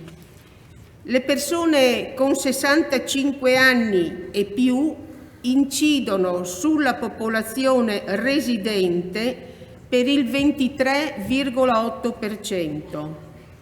Il 56,2% sono donne, il 43,8% maschi. Anche a causa della pandemia cresce l'età media a 46,2 anni nel 2022. Il Friuli Venezia Giulia da decenni registra un elevato ritmo di invecchiamento della popolazione e con la regione Liguria è il contesto territoriale ai primi posti in Italia per l'incidenza delle persone anziane. La popolazione del Friuli Venezia Giulia è sempre in calo negli ultimi anni. Gli anziani over 65 al 1 gennaio 22 hanno un'incidenza sulla popolazione del 26,7%. Prevalgono anche in questo caso le donne con il 56,7%. In questo contesto le dinamiche demografiche hanno avuto un impatto sul sistema di welfare locale, sia nelle politiche sanitarie e socioassistenziali che nella promozione di una rete di socialità e di partecipazione attiva alle problematiche sociali. In Friuli Venezia Giulia le politiche di welfare sono state da sempre una costante e attenta presenza nelle scelte istituzionali. La presenza di una ricca rete associativa e di solidarietà è stata significativa anche per favorire l'attenzione politica alle problematiche dell'invecchiamento attivo. È stata l'iniziativa europea promossa nel 2012 relativa all'anno europeo per l'invecchiamento attivo e la solidarietà fra le generazioni a dare impulso in sede locale al percorso indicato dall'Unione Europea. Ha favorito territorialmente confronti e riflessioni sulle opportunità di vita attiva e ha avviato occasioni di partecipazione a possibili interventi innovativi. In questo contesto culturale è maturata la prospettiva di una normativa regionale in materia di invecchiamento attivo. Nel 2014 la Regione Autonoma Friuli Venezia Giulia, con la legge specifica, approvata all'unanimità da tutto il Consiglio regionale, adotta una politica innovativa che tende a superare l'approccio tradizionale nei confronti delle persone anziane, ponendo le basi per un rafforzamento delle politiche e degli interventi che ne valorizzino il protagonismo e l'inclusione sociale. In sintonia con l'approccio dell'Unione Europea e in tema di Active Age, si ritiene che le persone over 65 non sono solo semplici portatori di bisogni, ma anche risorse che, opportunamente sostenute, sono d'aiuto per se stesse e per la comunità locale. La legge regionale di promozione dell'invecchiamento attivo viene emendata nel 2020 con norme di contrasto della solitudine.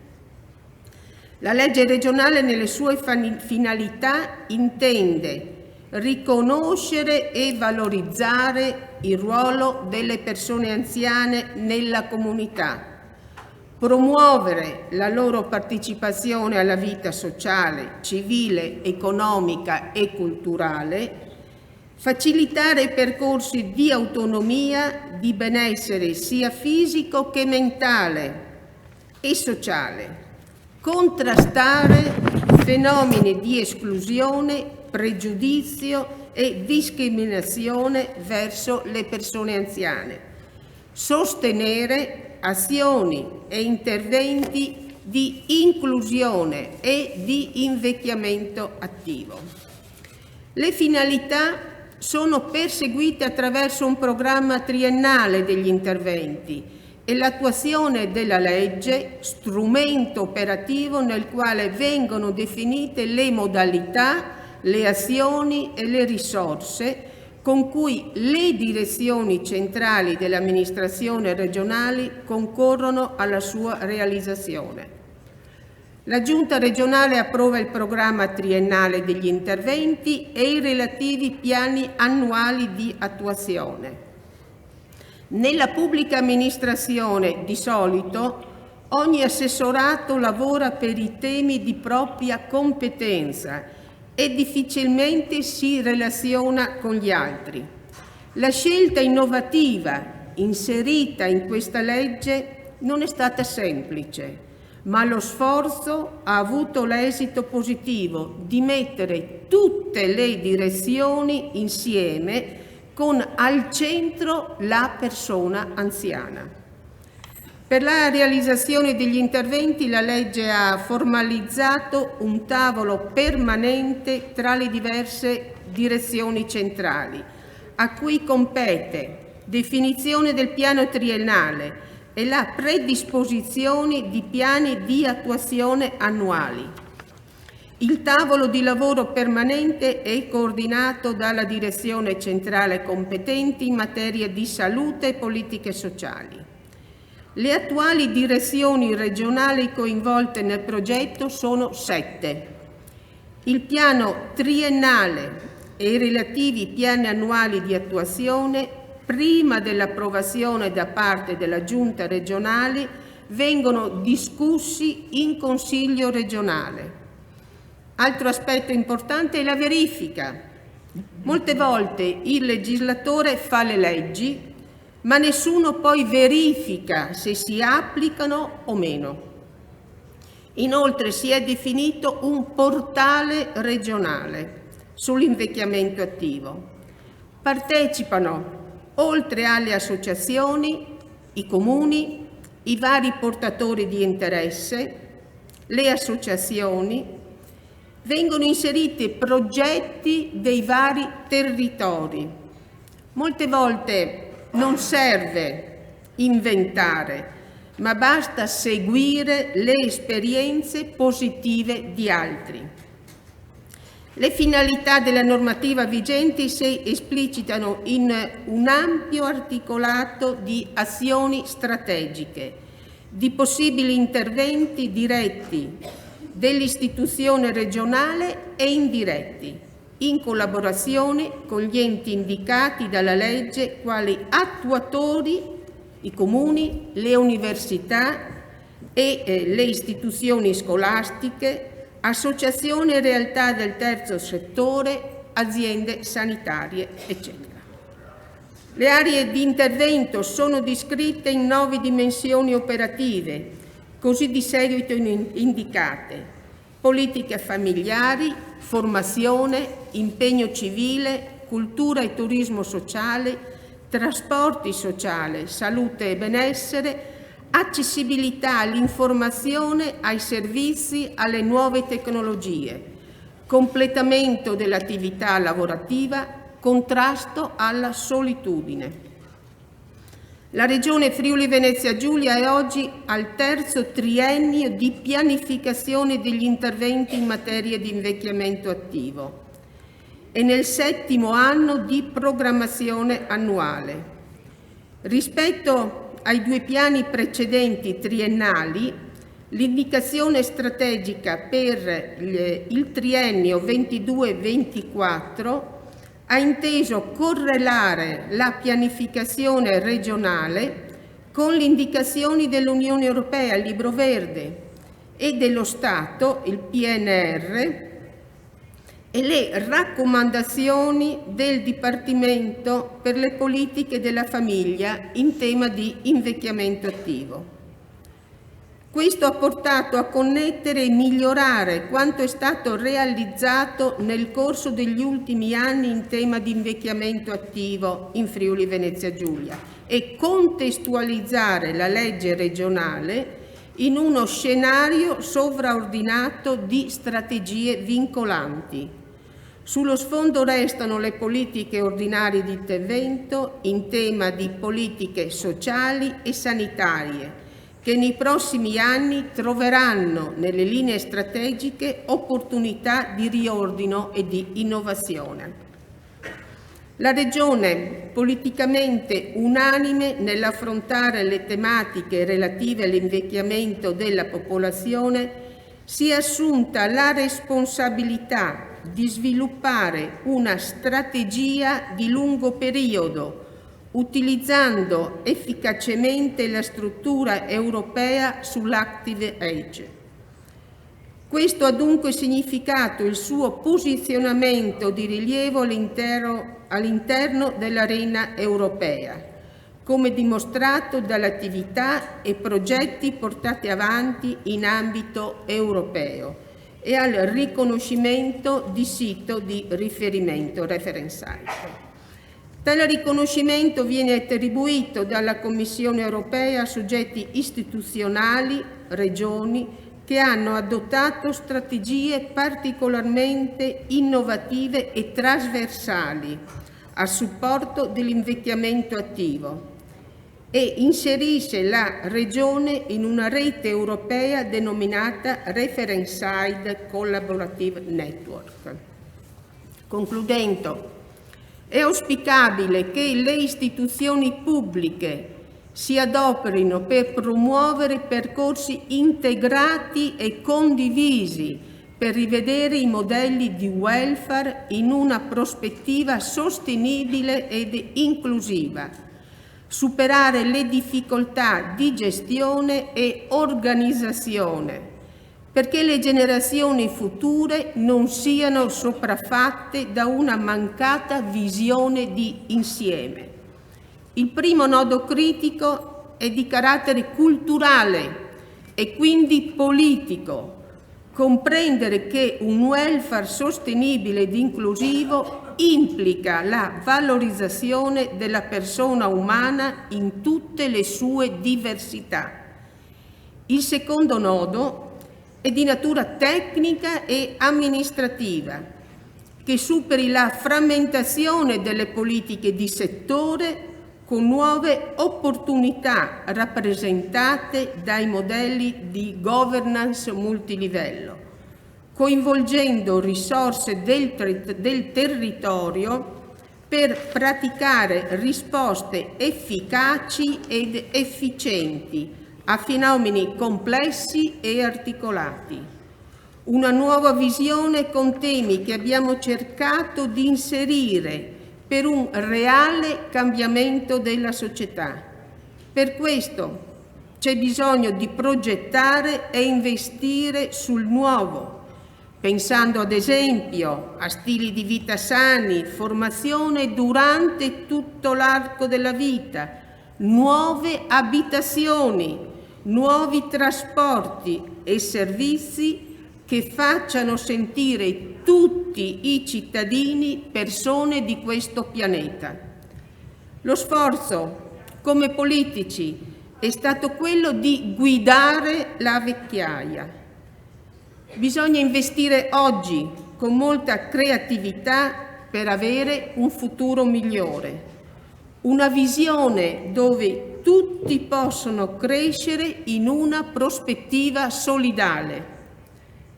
Non bisogna aggiungere anni alla vita, ma vita agli anni. Thank you.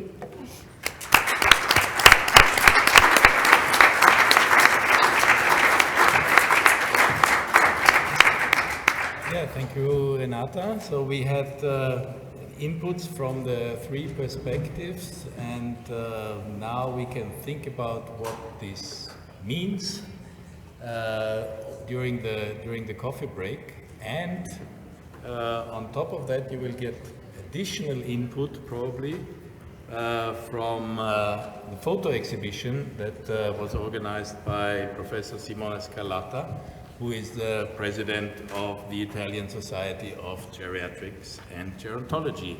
And perhaps we hear a few words about this photo exhibition and also especially where it is and where we can see the photos. Absolutely. Thank you. All right. So, thank you everybody for being here. Thank you for the opportunity of being here, sharing and joining this venue, this beautiful venue with you. As a representative and president of the regional board of the Italian Society of Geriatrics and Gerontology, and on behalf of the national president, Professor Landi, it's a real big issue for me introducing it to Rome and welcoming to Rome. Last but not least, I'm very proud of introducing about the photo exhibition that is going to happen just the upper floor, and all around the venue we'll see some pictures. You'll also be able to see one of our proudly endorsed projects. Is named Apartment 21.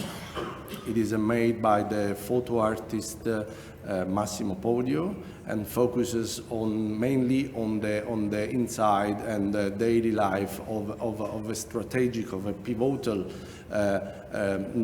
person in the network of care for aging people, that is the caregiver. You will see that many aspects of his life would be represented, and I think it would be very useful to provide some more in deep inside of this condition. The exhibition will be completed by many other topics that will focus on a worldwide exposition of many aspects related with aging, senescence, and ageism, as we have heard during this first speech. This is the real topic of this journey we are having here in Rome. So I tell you welcome again. I hope you may enjoy this capital city as well as the Congress venue and exhibition too. Welcome to Rome and have a good day.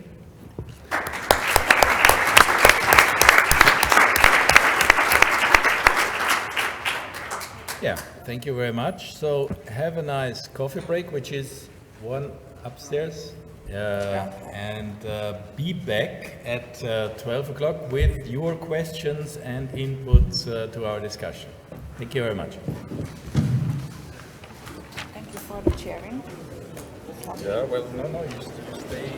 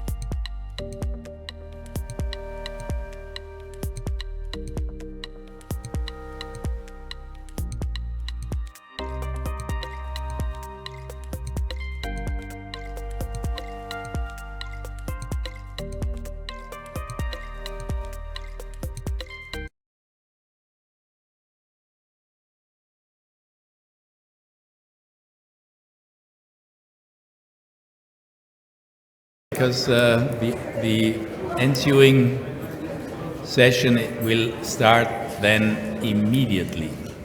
So, please say your name, your organization, and your country, and your question. Thank you. It is there. Okay. Thank you very much, Mr. President. My name is Philip Hamro Rots. I am coming from Finland,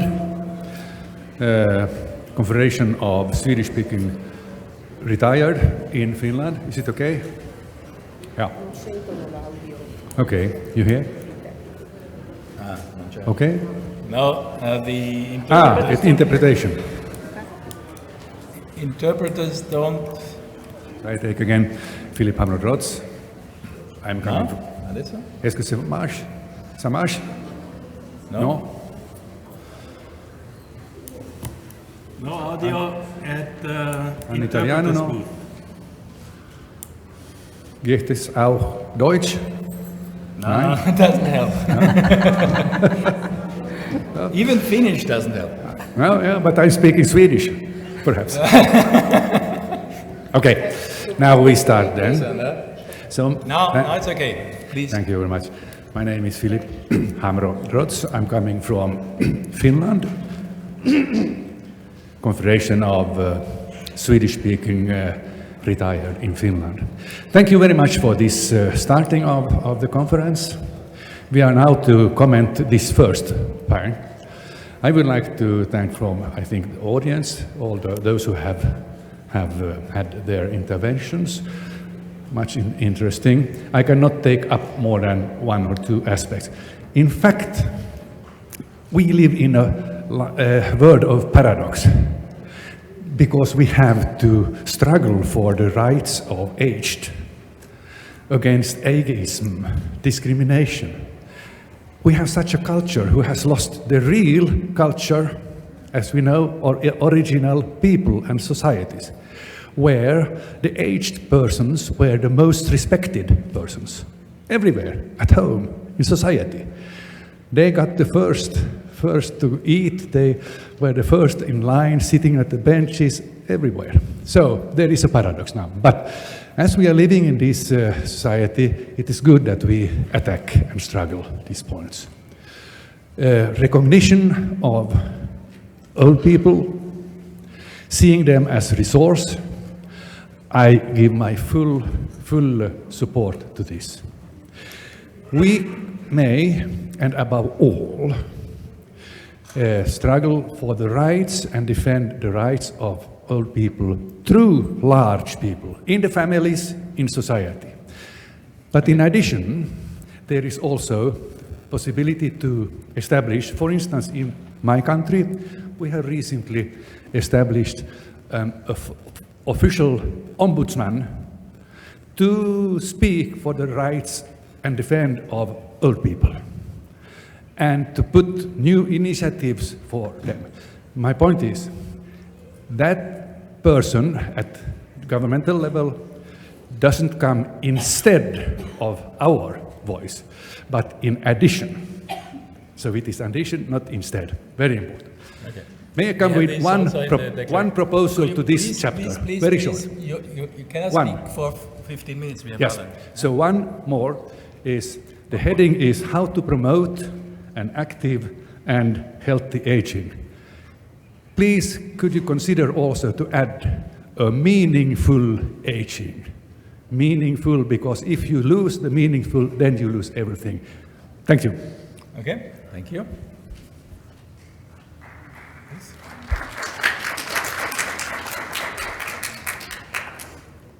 Dear Chair, dear all colleagues, and I agree with my colleague from Finland. My name is Virpi Duva, and I am Executive Director at VALLI, the Union for Senior Services in Finland. Promoting active and healthy aging, I think that development of digital participation for older people is very important theme to evaluate and measure more. I think that this is also a very important issue that we need to focus more in the future. Also, I would like to congratulate the writers for their excellent work. Declaration is comprehensive and very much of this time. Thank you. Thank you.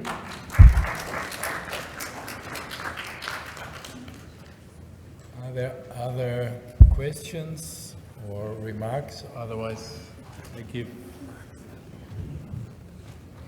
Yeah. All right.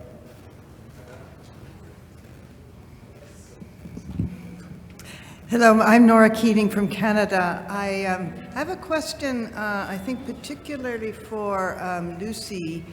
My question has to do with this important comment that we make that we must think about aging across the entire life course. And I wonder if that becomes interpreted as mostly doing interventions in the early part of the life course, but not really considering those that might be happening later on. Yeah. Thank you. Yeah, please just line up behind the micro. Hello, I'm Kieran McKinney from Age and Opportunity, and it's related to the last question. It's in terms of life course perspective, I'm really aware that these days we now say older from the age of 50, which means I've already been an older person for 13 years and I could possibly live, unto my 90s. I'm wondering whether we need a more nuanced terminology here. And I know that I believe there has been some work on this, but I'm not too aware of it. So thanks. Thank you. What terminology? Hello, I'm Francesca Carpenedo from Italy, and it's a question for Mrs. Bagatin. Given that we have a representative of the local government within this session of joint forum. And I would like to ask her what, in the light of these 8 years since the enforcement of the law on active aging in Friuli Venezia Giulia, what proved to work and what proved not to work within the law, and how was developed the evaluation process. Thank you. Thank you. Yeah. So if there is nobody else, perhaps Lucy? Sure, if this one works. Thank you very much for the challenging points. I would, no, are we working there? Yeah, I think so.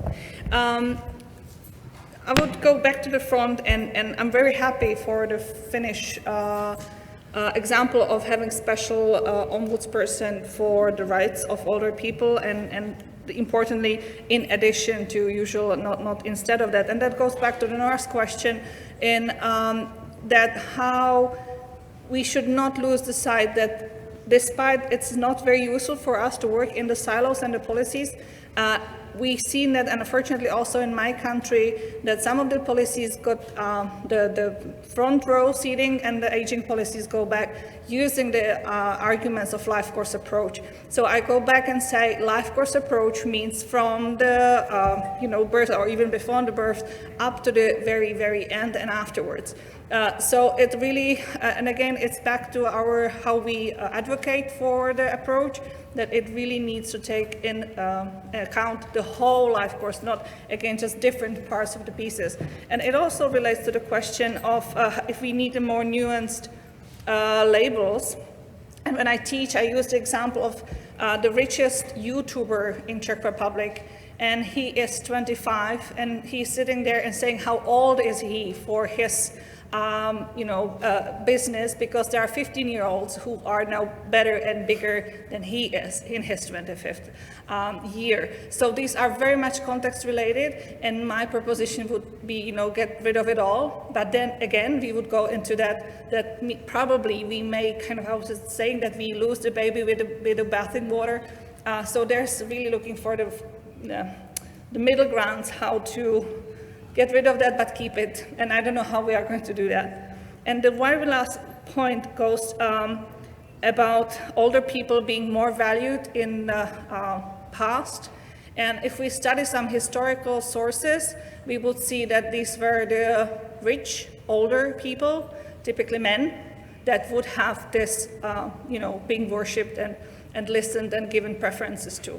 So it's remind us also that it's his story, usually, and it's also about the wealthy people. There were very bad times for poor older people in history. And so again, there's nothing new about ageism, unfortunately.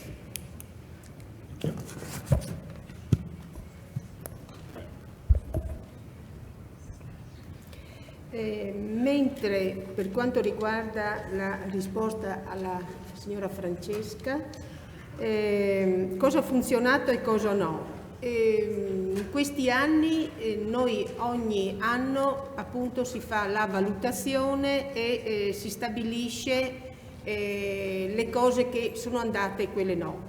Quelle che sono andate è chiaramente l'avvio di un percorso e, come dicevo, è un fattore culturale. Un fattore culturale vuol dire che la legge viene radicata nel territorio. Quindi territorio significano le varie municipalità e quindi significano le associazioni di volontariato e quindi si è ramificata in tutte le parti.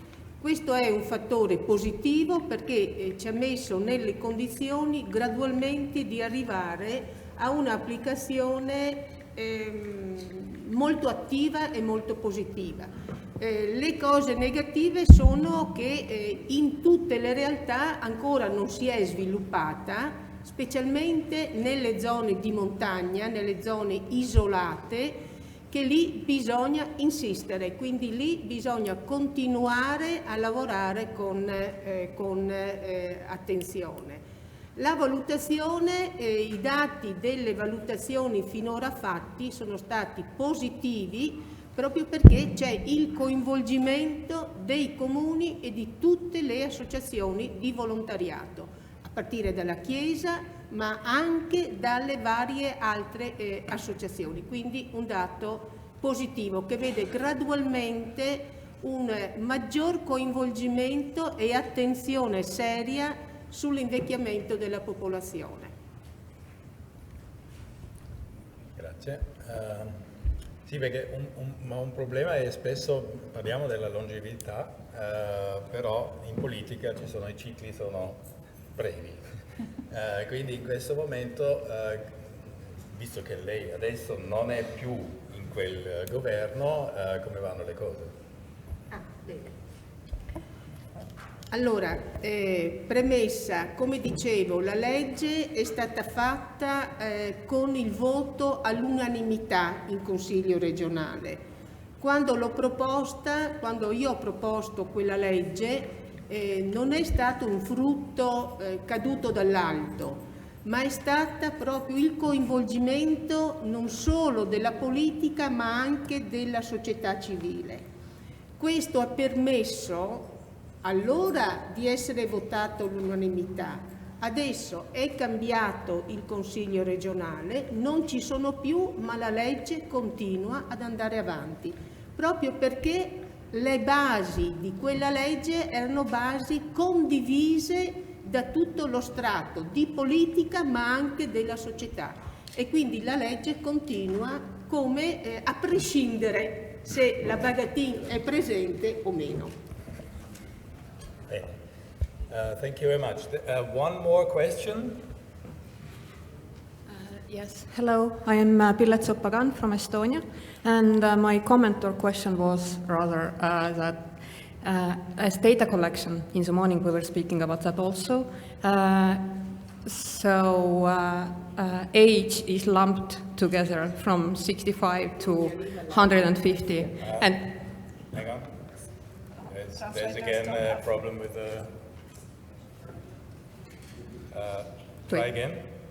Do I continue or do I start? So my question is about data collection and change in data collection in terms of having smaller age gaps in the statistical information, because 65 years old is not 89 years old. So the needs are different, the problems are different. And this is, we have, back in my country, we have talked about it a lot, but my governmental people say that statistics is collected the way that it is globally collected. Yeah. Thank you. Statistics is in itself is ageist, obviously. There's one. There's. React to that point? Yeah, hang on. There's one additional. Yeah, because it's. Hi, I'm Liat Ayalon from Bar Ilan University in Israel, and my question is related to Kai's comment about the limited number of researchers here, and I'm wondering if it would be beneficial to have more researchers here, and if so, how?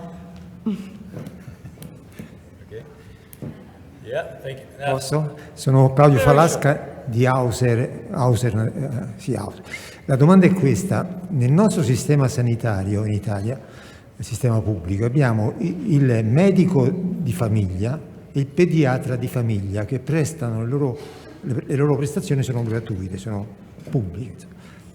Noi insistiamo perché venga introdotta la figura del geriatra di famiglia, cioè una figura apposita per le persone anziane. La domanda è questa: cosa ne pensa in particolare la Lucie, credo si chiami Lucie, di questa proposta, e come si comportano gli altri paesi riguardo a questa idea? Okay. And very short. I try. Clemens Schrömer from Germany. I just wanted to make a brief remark. I think there are three statements in the declaration. The first one is all older people are equal. The second one, and that's really implicit. The second one is all older people are different. There's a high diversity. And the third one is if you're treating older people the same, then this is ageism. But I still think that all three statements have a right to pay attention to, because I think there are certain characteristics which apply only to older people and not to younger people. And I think the contradictory nature of these three statements is not paid enough attention to in the declaration. And I have to be honest, I realized that only during this morning, otherwise I would have said it before. Thanks. Yeah, thank you. Yeah, we can take this on board for the future. Two short remarks. Yes, very technical one. I've been part of UNECE task force on age-related statistics, and there are documents that you can go to and take them to your government where we specifically say how the data needs to be more detailed, how we need to overrepresent older people in our sampling, so there you can get relevant information. It's not happening. Also, the information that older people are not technical savvy are taken from the surveys that end up, their samples are ending up in age 74. They don't have information about older people. So this is very, very problematic, and but the suggestions how to do that, or even requirements how to do that are there already, so just implement them. Thank you. I think the geriatric, the family geriatric is a good idea. Oh, yeah. Yeah, I think it is, and it could have different forms. Again, it could be a coordinator of care within the community. We are lacking that all over Europe as well. That we have these people don't know us as a patient or how we are changing through the lives. And if somebody like that would be in the community, or even like family geriatrician, that would be very, very helpful, I believe.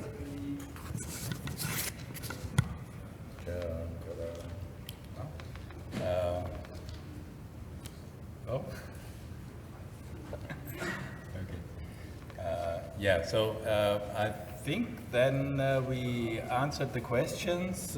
We closed. I would also like to thank Francesco Barbabella, who will also be the rapporteur of this session. There will be also some documentation of this session. We have slides. We have also some text, and we will have a short synthesis. And this will then be put in one way or the other on the conference website. But for this, I would like to close session 1 and hand over to Heidrun for the next session. That goes that will just go on. Thank you very much.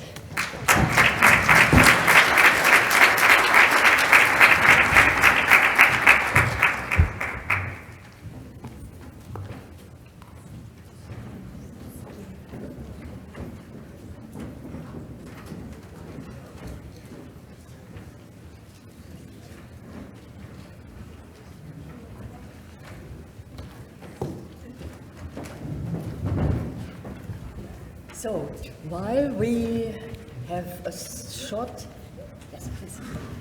change of the names here around the podium, I see all three of our panelists are already here.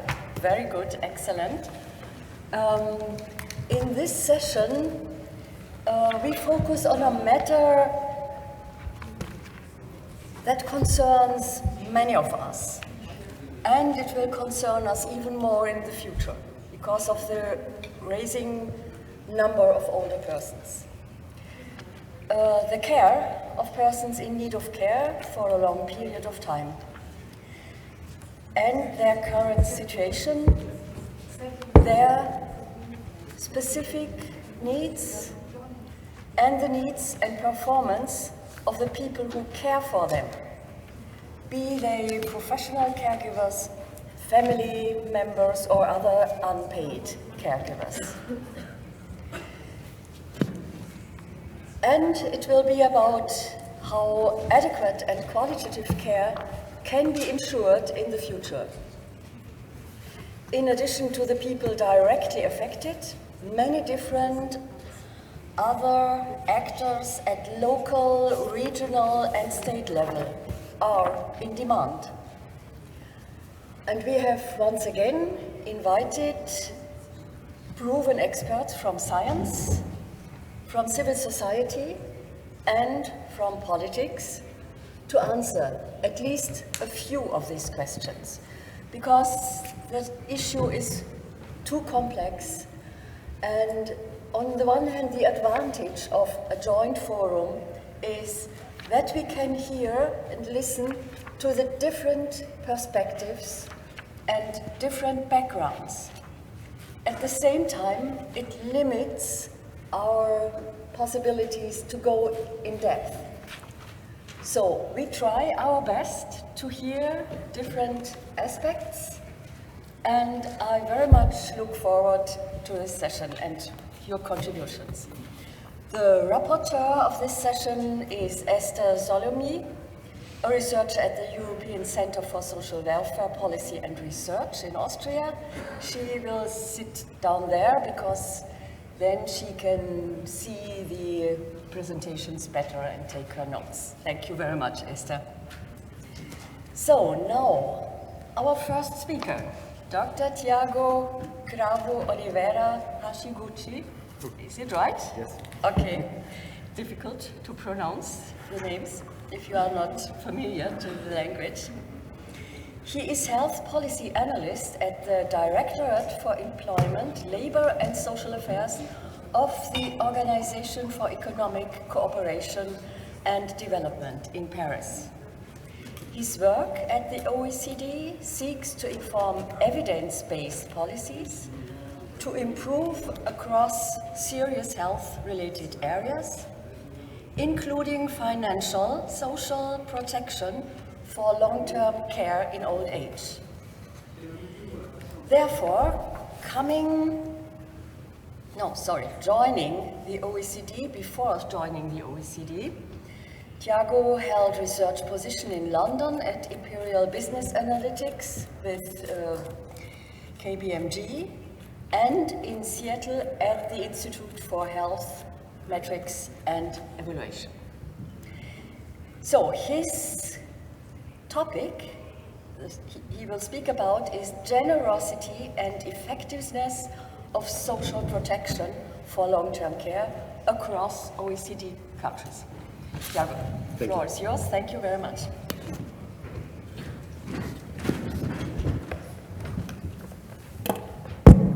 Thank you. Thank you, Hadron. Good morning, everyone. I hope you can hear me well. And you can see my slides. And thank you very much to the organizers and to the government of Italy for having us present some of our work. As Hadron says, in the next 10 minutes, I will try to give you an overview. I will not be able to go into the details, but I will give you some of the context behind this project, why this work is needed, what it seeks to accomplish. I will spend most of the time on the key findings and their implications for policy and research. And we are very happy to have been working with the European Commission for some time now. Now, the key question this project seeks to answer, there we go, is whether social protection, specifically financial protection, for older people with long-term care needs is effective. And by effective, I mean whether it's affordable, equitable, and efficient. A larger concept is adequacy, which includes access, but we will not focus on access. Now, some of the best data we have in this sector is on total public spending, but we have very little data on how financial support for long-term care in old age helps individuals meet the costs of the care they need.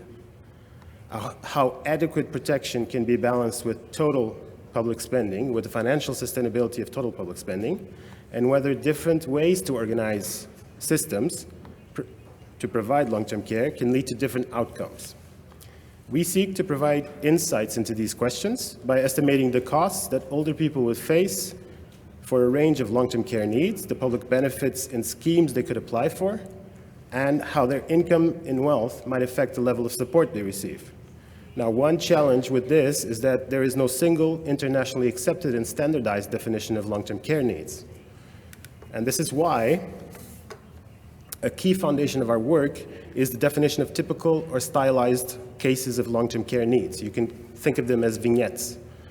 The typical cases describe an older person in terms of the types and severity of their needs and professional services they require. The cases are described in terms of numbers of hours of need for help with activities of daily living, instrumental activities of daily living, and social activities.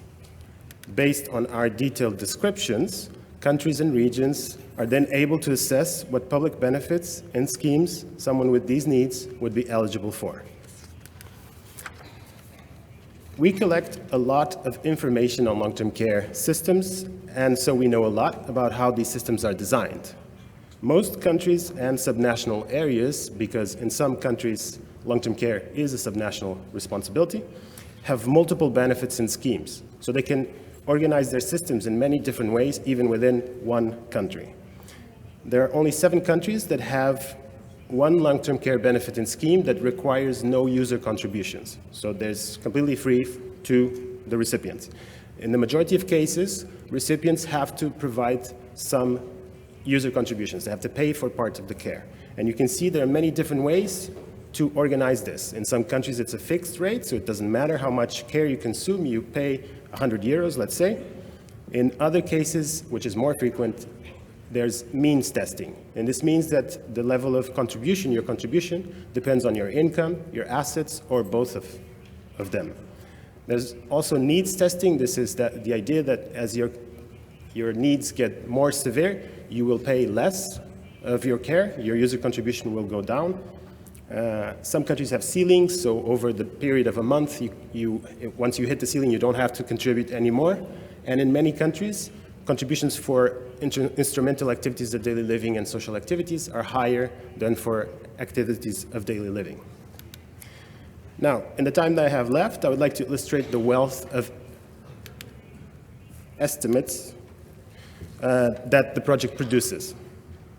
Our key indicators are needs, means, the total costs of care, public support, out-of-pocket costs, and finally, net disposable income. This is what we compare to the relative income poverty threshold to determine the risk of poverty. There are far too many dimensions to look at, and you can see here on the right-hand side, so you have needs, settings, far too many dimensions to go into 10 minutes, but I urge you to take a look at our publications, which have all the detail online. So I'll just quickly go through the headline figures. We estimate that up to 1 in 5 older people in the OECD need long-term care. There is a wide variation so this would be around 19 to 32 million people in 24 OECD countries. There is a wide variation in the estimated relative and absolute prevalence of long-term care needs across countries, and this could be because there are differences in the true prevalence of needs. It could be because of cultural factors around self-assessment of needs, which is what these estimates are based on. These are self-reported needs. It could be because of structures of care that are in place in these countries, or it could be because of the survey methodologies that were used in the data underlying these estimates.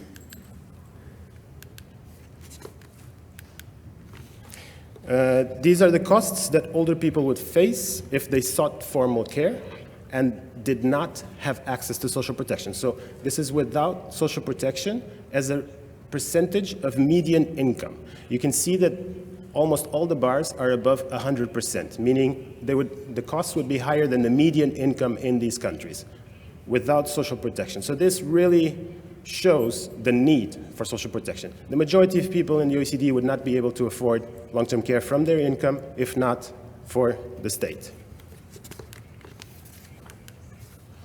Now, assuming that people who have long-term care needs seek care, so we make this assumption in order to produce these statistics, we see that long-term care, social protection plays an essential role. So here I'm showing you the percentage of the total costs that the public social protection system would pay for.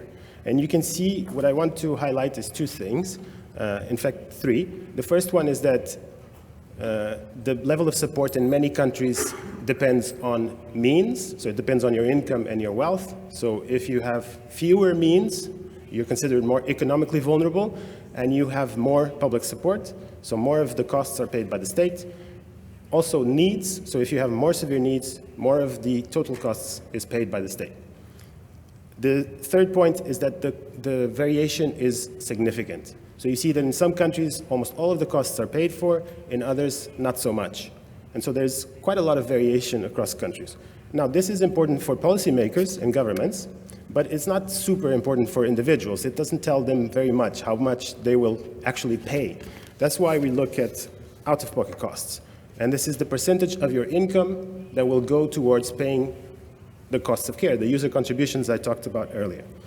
And what we see is that in 10 countries, the costs, even with social protection, would be unaffordable. So those are the diamonds on top of that solid line. That's more than 100% of your income. And in another 10 countries, we see that people with moderate needs and a median income, so we're talking about an average, let's say an average long-term care, an average person who has long-term care needs, older person, they would have to devote half of their disposable income.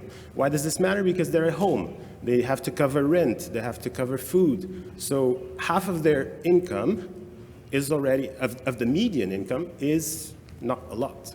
So this is important. So to get to the final result, what does this mean for poverty risks? Even with social protection, the risks of poverty in most places would be higher. So if it's above zero, it's higher for people with long-term care needs than it is for people in the population in general. Let's say people who don't have long-term care needs, for simplicity. Now, let's not ignore, I don't want to give a negative impression. Social protection, public social protection is absolutely essential. It drives poverty rates 70 percentage points lower for people with severe needs. It's an absolutely essential public good. But despite these reductions, older people with long-term care needs are still at a higher risk of poverty. So the whole point of social protection is to eliminate risks associated with having long-term care needs, and it's not doing that in many countries. Now, importantly, and this is the biggest test to see this, is to look at people who are economically vulnerable, those with income poverty and asset poverty. Essentially, they have no economic means to pay for out-of-pocket costs. And in many countries, these people still have to pay for care. And partly this is because some countries set the poverty threshold below the relative income poverty threshold that we use at the OECD, which is an international poverty threshold. Finally, women generally have fewer means than men. Because of this, they have more public support, they have higher support from the state, but still, in a third of cases, at the end, when they have out-of-pocket costs, their final income is still lower than the same equivalent man, let's say, with those needs that at that level of income. And so inequalities will increase because of having long-term care needs. So the key takeaways, very quickly, is that long-term care, social protection for long-term care is absolutely essential. There can be no doubt about that. Without it, it would push a lot, long-term care needs would push a lot of older people into relative income poverty. Now, older people have the benefit of having accumulated wealth. So if they cannot afford to pay for care from their income, they might be able to do so from their assets. But even then, there are gaps in social protection. And there is the risk that some of these people will be pushed into asset-based poverty. I have not shown you this here, but because of the topic of the session, I will also mention that some of our cases look at mixes of formal and informal care. And what we see there is that adult children providing care for an older parent are poorly compensated and may face income poverty themselves. So in the longer run, we think these estimates highlight the potential for cross-country analysis and learning. There are limitations to what I've just shown you, but these limitations alone cannot explain the massive differences that we see across countries and that bear further investigation.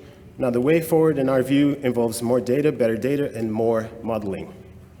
In the long run, we will continue to work on these estimates, but we need more data across countries to truly quantify and understand these extremely varied realities across the OECD and the EU. I thank you very much for your attention, and I'll be happy to answer any questions. You have my email and my colleagues' Anna's email there. Thank you.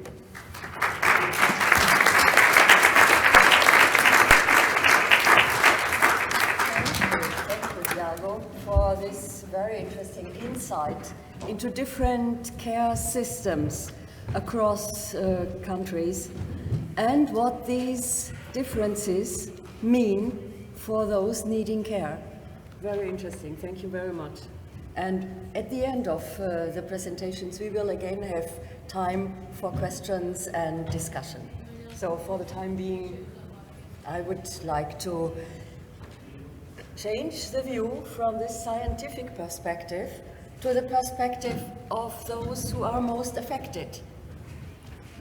Sebastian Fischer is the representative of civil society in this case, and he lives in Scotland and contributes to the work of 4 carer organizations in Scotland, Germany, and Europe. He has 4 organizations. Vocal, the voice of carers across Lothian, is a carer-led carer support and advocacy organization. Coalition of Carers in Scotland. This coalition brings together some 50 carer-led organizations in Scotland's cities, rural areas, and islands to represent carers in national and local health and social care policy development. The third organization is Wir Pflegen, which means we care. It is an advocacy and self-help organization of caring relatives. Wir Pflegen is Germany's main carer-led advocacy and self-help agency and is developing carer representation at federal, Länder, and regional level. And finally, Eurocarers, that is the European Carers Network based in Brussels. Welcome, Stacey Igoumenis. So, your presentation will be about equal partners in care, a rights-based approach to supporting informal carers. Sebastian Fischer. Thank you very much for this very kind introduction. Good afternoon, ladies and gentlemen. It's a privilege to be here today at this first forum, and thank you very much for the invitation. Across Europe, we speak many different languages, and we have many different words for informal carer. And I've gathered some of them here. They are by no means all. Some are easy, like the English carer. Some more complex, like the Germans, pflegende und sorgende Angehörige. Nothing's easy in German. And there are some other languages where similarly there is no one term for informal carers. That's why it's important that we all agree on a shared and common definition of informal carers, and the one that has developed over the recent years is Informal carers are unpaid carers, family members and friends who support a partner, relative, or child with a frailty, disability, long-term condition, mental health issue, or addiction. We are trying to be inclusive of all caring situations in that. But carers have told us repeatedly they do not like the term informal carers, and I have put a quote here by a lady I know personally. She said, "There is nothing informal about the care I provide for my husband. Every day I do everything a nurse would do if my husband was in a hospital or a care home." A second critical point about informal carers is that they are providers of care, and they must be recognized as providers of care. They don't, in their role as carers, have their own needs of care provision. They may individually, but in their role of carers, they are providers, and as providers, they have very few rights to receiving support.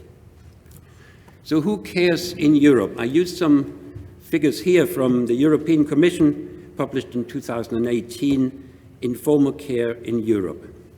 80% of long-term care in Europe is provided by informal carers. And I suspect worldwide it will be even higher.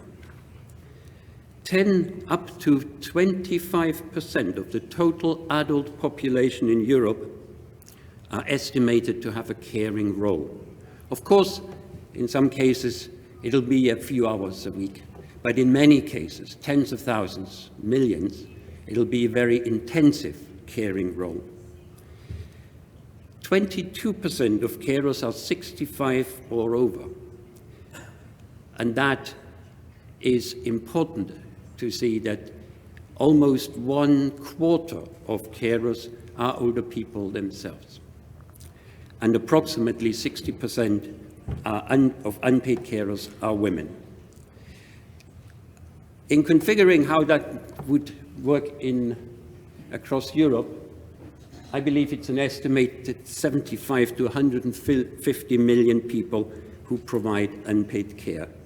In other words, unpaid carers are the pillars of every care system in every society. But carers are still unequal partners, if they are partners at all. Although they are the largest group of care providers, they often experience inequality and discrimination. And they often report that they feel at the margin of society and they feel excluded. COVID-19 and the pandemic has done nothing for carers, or for very few only, perhaps, where there was an availability of home working. This is a quote from a carer who speaks for thousands, who said, "When COVID-19 came, all support stopped overnight. I was on my own and still have to provide everything we lost." For our society opened up, and we open up gathering here today, many carers, the world is not opening up at the same speed, and many services, unfortunately, have used the opportunity to remain closed, possibly to save public funding. These reasons are critical why unpaid carers must become central to all policy, care and service planning to protect their health and well-being and harness their economic contribution. I've listed here some of the many challenges that carers report that they face, and they are very well documented increasingly in many countries. The lack of information, of advice and training, and the lack of practical support. Practical support not just through care workers in the home, but also aids and adaptation and many other concrete practical help. Lack of time and increasingly a lack of sleep is reported by a growing number of carers. Social isolation, and social isolation goes hand in hand with a lack of regular breaks from caring.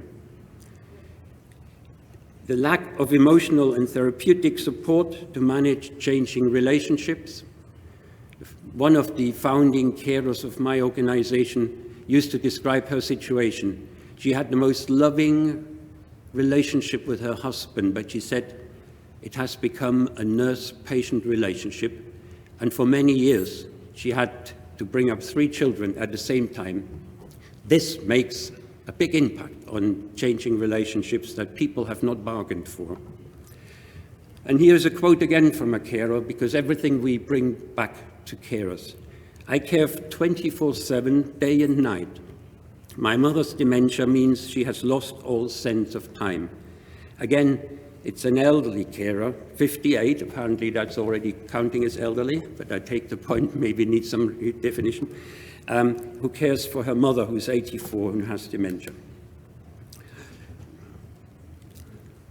Like the paid workforce, unpaid carers need an entitlement and they need rights for training, for breaks from caring, for support with a caring role and for financial support. The point has been very well made by you in the previous contribution. Thank you.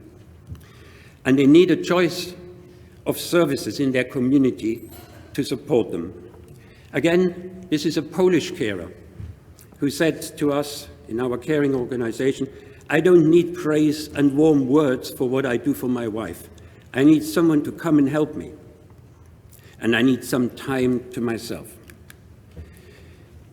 In some countries, carers are now increasingly better recognized, and we need to welcome this. But in very few countries, they have sufficient rights. There's still far too few legal rights to enforce for the support they require. And that's why we are calling for national and regional carer strategies and carer legislation in all countries as frameworks for improving carer support. These need to be developed with carers and with their carer organizations and with all planning partners to be meaningful and to provide a range and diversity of support that carers really need.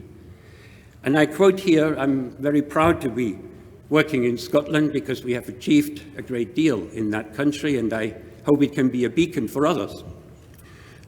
I have brought with me on the flight the latest draft carer strategy produced by the Scottish Government, and in the very first paragraph it says, carers are recognised and valued as equal partners in care and involved in decision-making relating to their caring role. And then it goes on for 85 pages to set out how the Scottish Government with its partners wants to enact and realise this commitment. We require far more investment in unpaid carers, in care staff, and in home-based care services.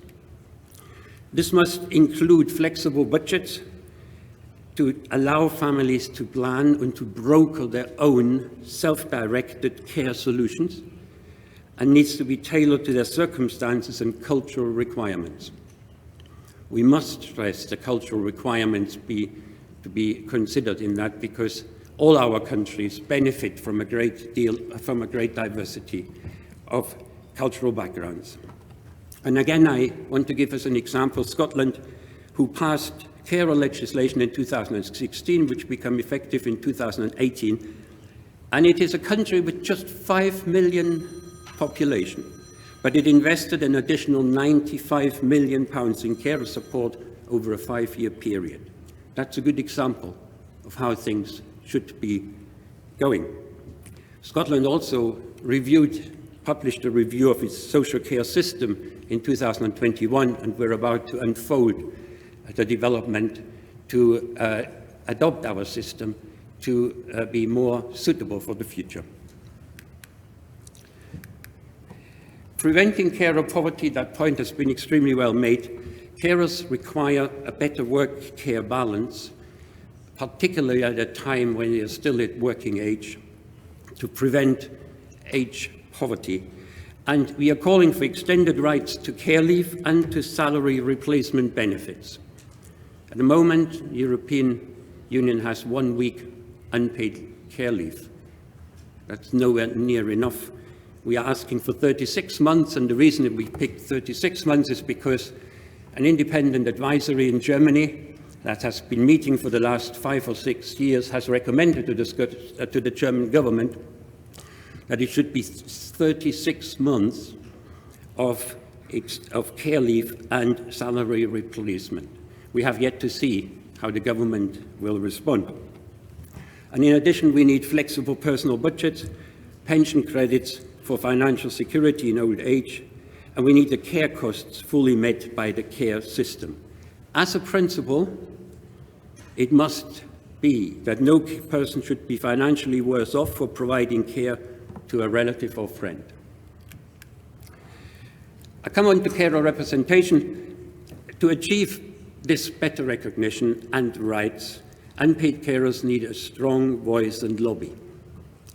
We need to prioritize developing advocacy organizations led by carers, for carers, supported by good research and policy. And this is one of the great recommending features of today's forum for older people, that we are combining the advocacy movement, civil society with research and good policy. We need to work closely with older people and other civil society organizations jointly, because so many of the benefits we wish to see have overlapping impact on many other groups. And we need to ensure that it happens in all nations, regions, and especially in local communities where it can make a direct difference to people. And this is a quote from myself, which I think should assist you to reflect a little bit about our aims. Carer-led advocacy organizations are 21st century trade unions of the unpaid workforce. That's how we sometimes starkly put it, to bring the point across to those who need to hear it. Very quickly, the advocacy organizations that we work with, and I just mentioned them here because if in your countries, your organizations would wish to develop their own carer advocacy, do get in touch with us and contact us and let us make contact and exchange our experiences. The Coalition of Carers in Scotland has a strapline from recognition to rights since 2009. VOCAL, the organization I work for, is still the best acronym I've come across. Voice of Carers Across Lothian. Being vocal, that's what it's all about. And Wir Pflegen is the German carer organization, also eine Interessenvertretung. These organizations are all carer-led and policy-focused, and some also provide direct support for carers. So do contact us if we can help. And I come to the European carer advocacy organization. I'm pleased that Stacey Economos is here in the audience. He's the director of Eurocarers. He will be on the platform tomorrow, and both of us are very willing and welcome any questions you may have to us. The Eurocarers network brings currently together 76 carer organizations and relevant research and development organizations from 26 countries. It's still a young organization since 2006, but increasingly effective. And I should pay tribute to Giovanni Lamura, who sits here, who was a founder member, and I think there may be one or two other people in the room. I come to an end, and that's the final slide for the future directions. We very much welcome the 20 principles of the European Pillar of Social Rights. Many of those principles apply to older people and to carers, and of course other groups too. And we look forward to the publication of the European Care Strategy, to which we have submitted a lot of material through Eurocarers, and we hope it will reflect our concerns for carers. And finally, I'd like to congratulate all those who've written the declaration of this joint forum of civil society and scientific research, because it embraces so many of the points I have just made. Thank you very much for that, and thank you for your attention. Thank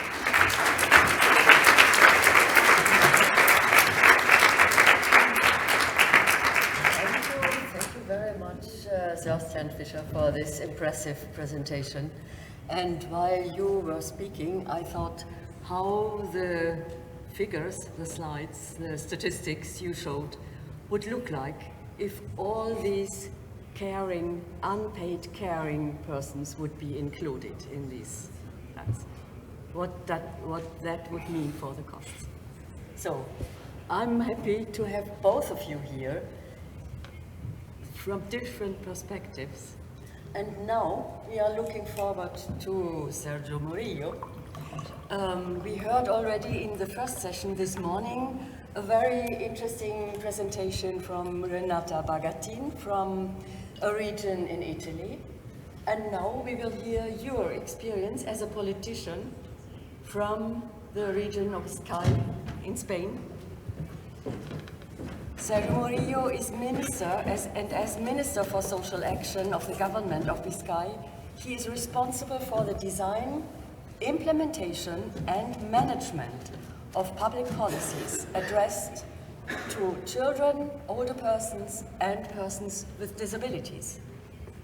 Previously, Mr. Murillo has been the Director General for Personal Autonomy Promotion in the Department for Social Action, and he has a background in management of social and health services centers, education centers, and auditing services. We look forward to your presentation. Good afternoon, everybody. Thanks, Madam the Chair, for this kind presentation, and thank you really much for your invitation to this joint forum. It's my pleasure and the pleasure of my region, Biscay region, to be here to be able to share some, not straightly and directly our policies, but some lessons that we learned from our policies that can be shared, that can inspire other regions or other policymakers or even NGOs that will be doing advocacy at regional or European level. So I will share two challenges and some ways of answering to dilemmas in policymaking in long-term care. Yeah. First of all, really quickly, where do I come from? It's Bilbao, capital city of Biscay. It's almost, the metropolitan area in Bilbao is 70% of the region with 1.1 million inhabitants. And we can say that our socioeconomic figures are quite slightly over the average of European Union 27. But I wanted to underline that even if we are a region, a NUTS-3 region, we have full taxation power at that regional level, at NUTS-3, and the care management of all care services, allowances, and every services in the region. And just as some assets that we have acquired during the last few decades is that we have integrated older persons in our policy-making strategies with the Older Persons Council running since 1999, but chaired by an older person coming from civil society since 2003. So that's one of the assets that we have acquired during the last decades. The next asset is that we have been working on active aging policies, but we have measured it with the active aging index. We have tried to have global measurement of our policies and the results of our policies. So second asset we acquired in the last few decades. And the third one is working with health system, from care system, to work together as a reference site on active and healthy aging. First challenge I wanted to share, let's see if, okay. The first challenge is that we need to build a framework that enables what we want to build. And sometimes the debate is healthcare or social care. If this has to be led by the Ministry of Health or the Ministry of Social Issues. If this has to be based on the community or it has to be institutionally run. If informal care has to be predominant or substituted by professional care. And how can we manage on digital issues and personal care? Because sometimes there is a gap, a digital gap that we think with people in care is not overcome yet. And sometimes the other debate is home care versus residential care. Okay, take into account that in Spain and in our region, we do not have really incorporated in our policy making the word long-term care. Statistics do not reflect directly at local, regional, or even at the state level what long-term care means. And for that, the first challenge was for us to build up a full concept, a new concept of long-term care to be used at local level for policymakers, for everyone, for every agent that should be incorporated in the policy making. Healthcare and social care should be together. That's one of the parts of institutional responsibility can be managed with community involvement. It's not about informal care or professional care. It's about shared care from our point of view. That if the project of the carers is to take part in care, it should be viable to have that.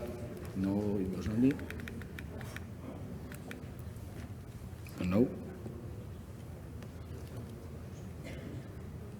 What happened? Okay. Okay.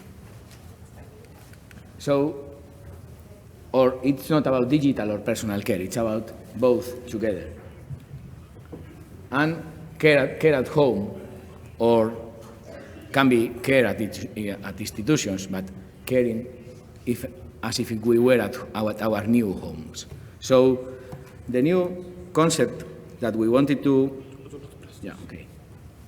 that we wanted to build up is including complexity and recognizing ourselves as interdependent systems, agents, services, care allowances with in-kind services, assume public responsibility on care. If it is a good and a public asset, it is of public interest, we should assume our responsibility as institutions on care, even if we are not deploying and delivering the whole of it, as Sebastian mentioned. Realize that services can be complementary, even substitutory. So if we are really open and we have really well developed some services, some others can be kept aside. But we have to take into account all this. Avoid excluding informal carers and communities as care agents, even in residential care. We cannot go from 100% responsibility of care at home for informal carers and then go to a residential or a nursing home and then keep aside the informal carers. We have to have shared care in both sides, or in both spaces, if this is the part of the project and the willing of the carers and the ecosystem around the person in need of care. And look at life course. So the issue for us was, let's assume that this is a complex issue.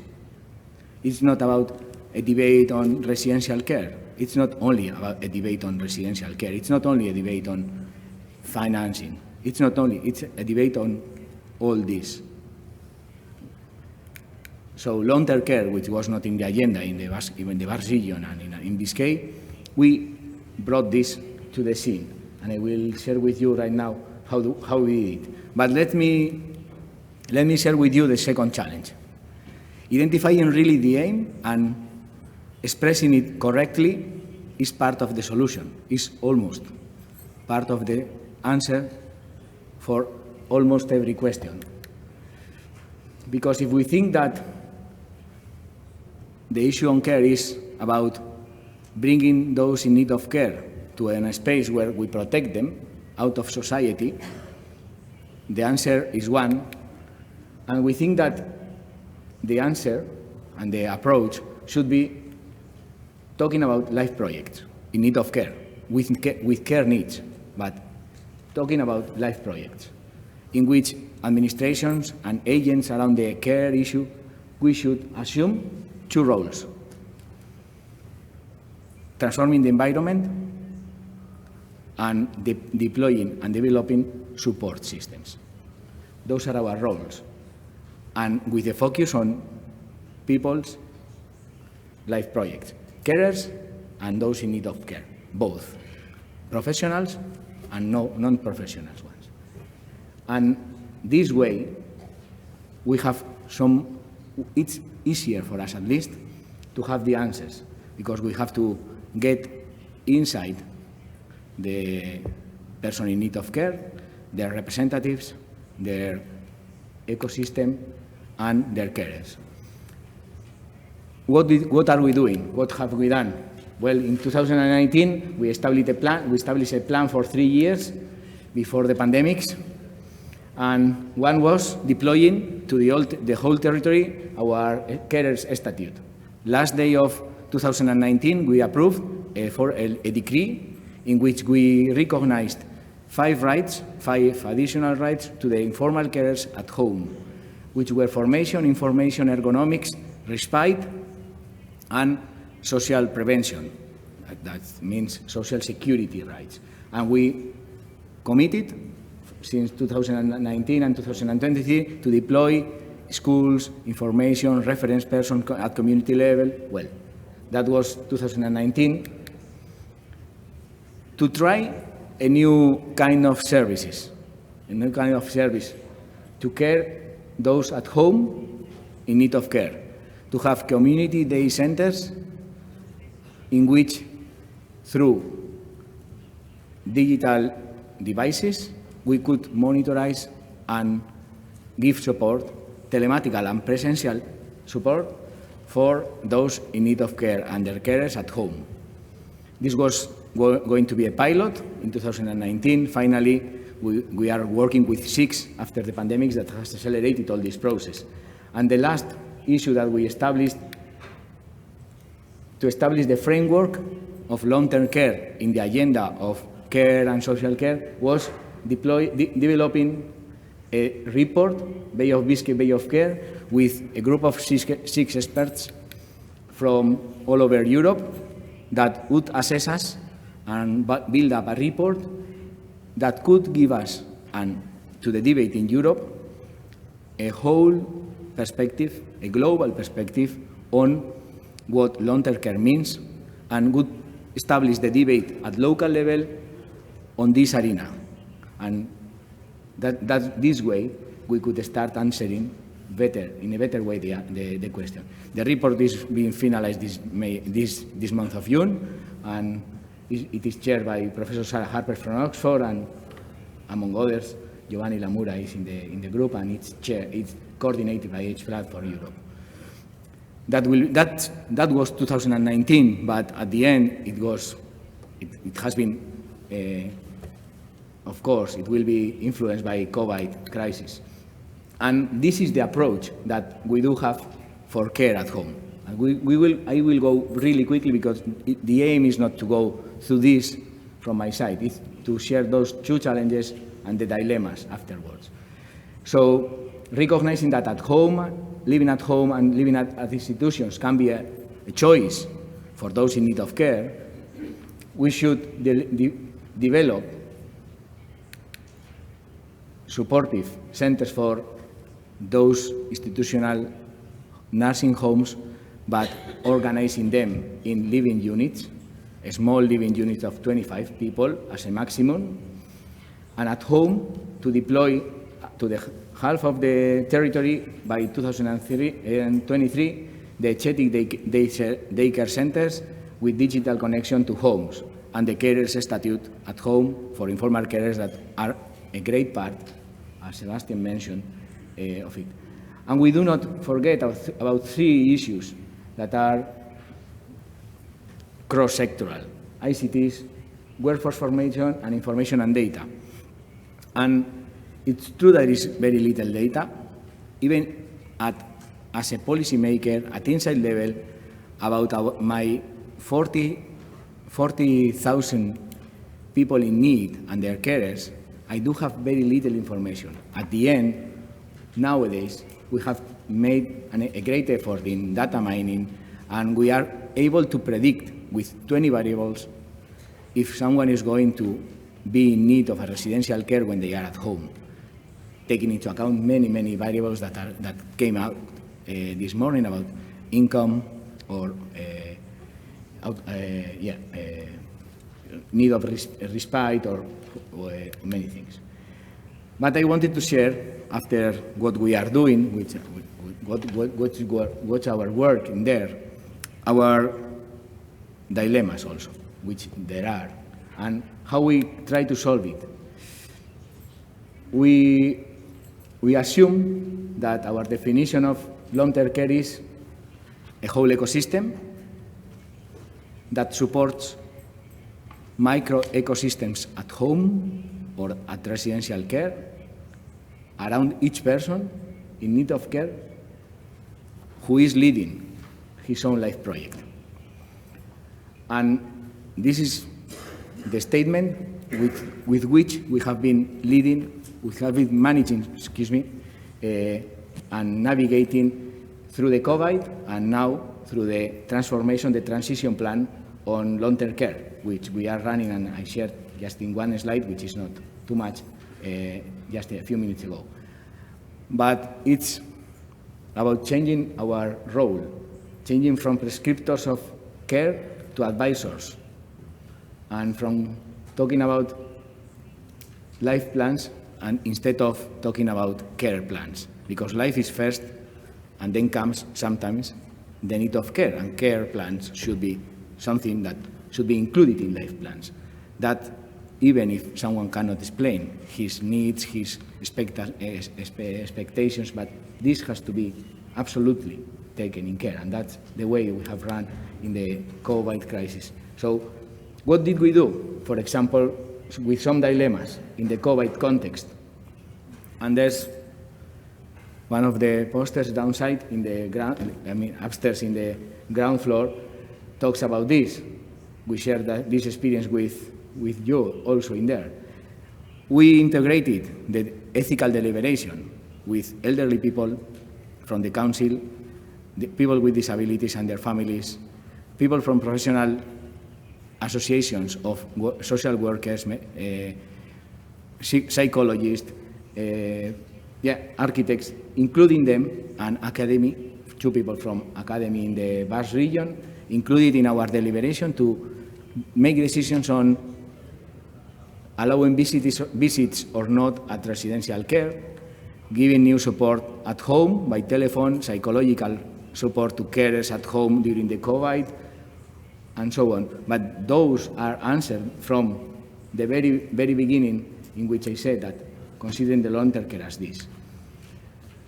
And it's evident now that supporting informal carers or replacing it by professionals, it's combining both, giving more professional support to those carers that want to, that include in their project, caring, but sometimes it's not thought and it's not reflected. There is no time for reflection on how much I am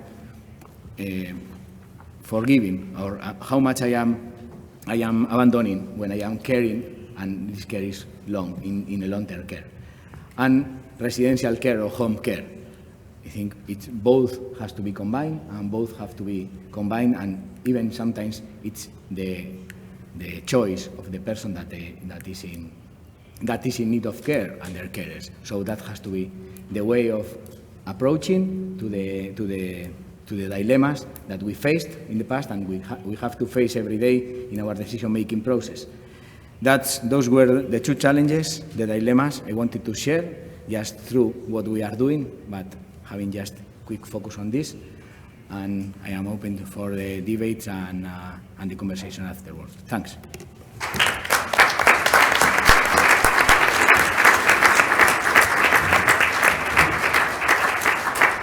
Thank you so much for this insight in your practical, everyday challenges and dilemmas. It was so interesting, and I found some similarities with what we heard this morning.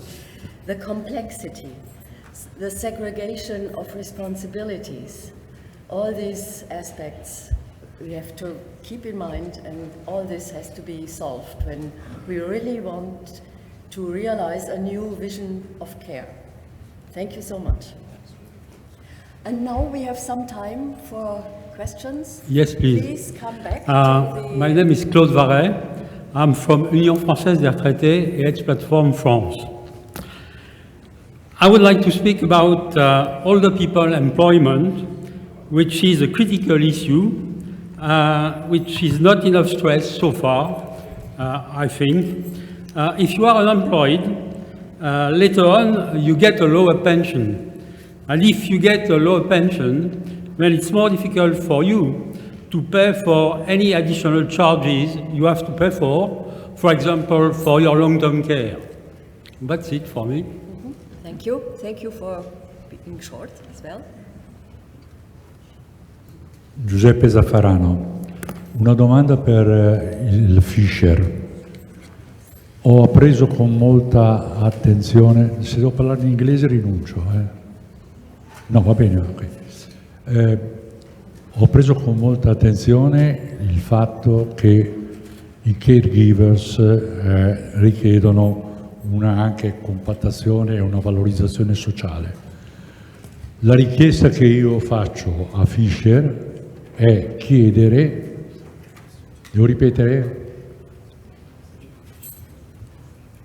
Devo ripetere? Ok.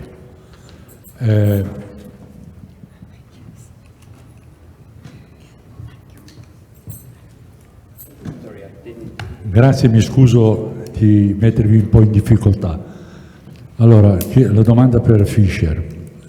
Ho visto con molto piacere che si sta organizzando anche una difesa, chiamiamola così, dei caregivers, cosa che non esiste né in Italia neanche esiste. Però io mi stavo chiedendo anche una cosa fondamentale. I caregivers è vero che hanno bisogno di protezione, ma hanno anche bisogno di formazione. Ora mi chiedo se in Scozia un simile problema è stato affrontato. Giusto difenderli dal punto di vista sociale, ma c'è anche un aspetto di cura effettiva che richiede un minimo di formazione.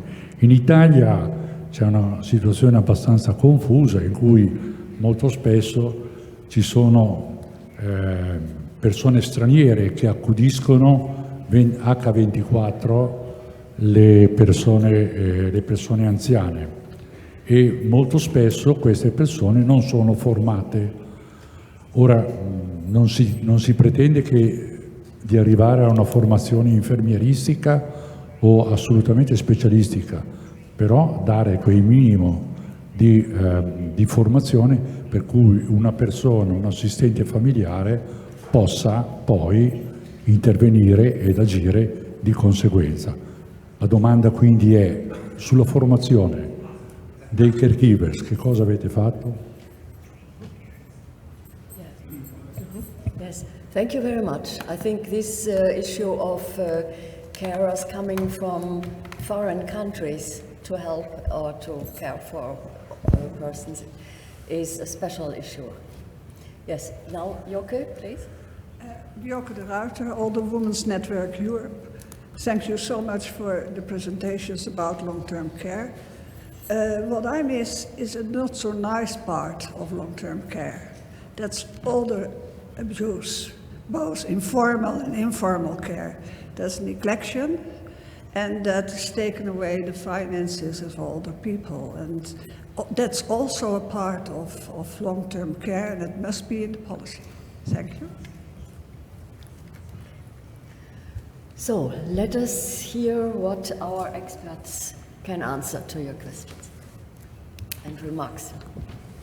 Stefan, would you like to, Yes, Sebastian? I'm happy to start perhaps with the second question.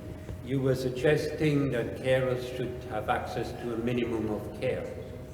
We would argue carers should have access to a maximum of, to a minimum of training, sorry. We would argue they should have access to a maximum of training. They should have access to a maximum of information, to a maximum of all supports that they wish. And we should start, our starting point should be, and this is a phrase in Scottish legislation, that carers need to be able and willing to undertake care and where carers, unpaid carers, are able and willing to provide a certain level of care, they should get every support that they wish for that. You are correct that many civil society organizations that started as charities to advocate for a group of people, when they're successful, they often become providers. And some leave the advocacy role behind and they become providers for big services. It is the art of getting both right, to be advocacy organization and a provider, at least of low-level services. And what we found in some countries is that civil society organizations are much better placed to provide flexible information and support for carers than statutory services. And there is a big debate to be had. Who is best placed to provide what? And I think there is a growing role for our civil society and community sector to become part of that. So there is an equality, equal partners in care also must reach carer organizations.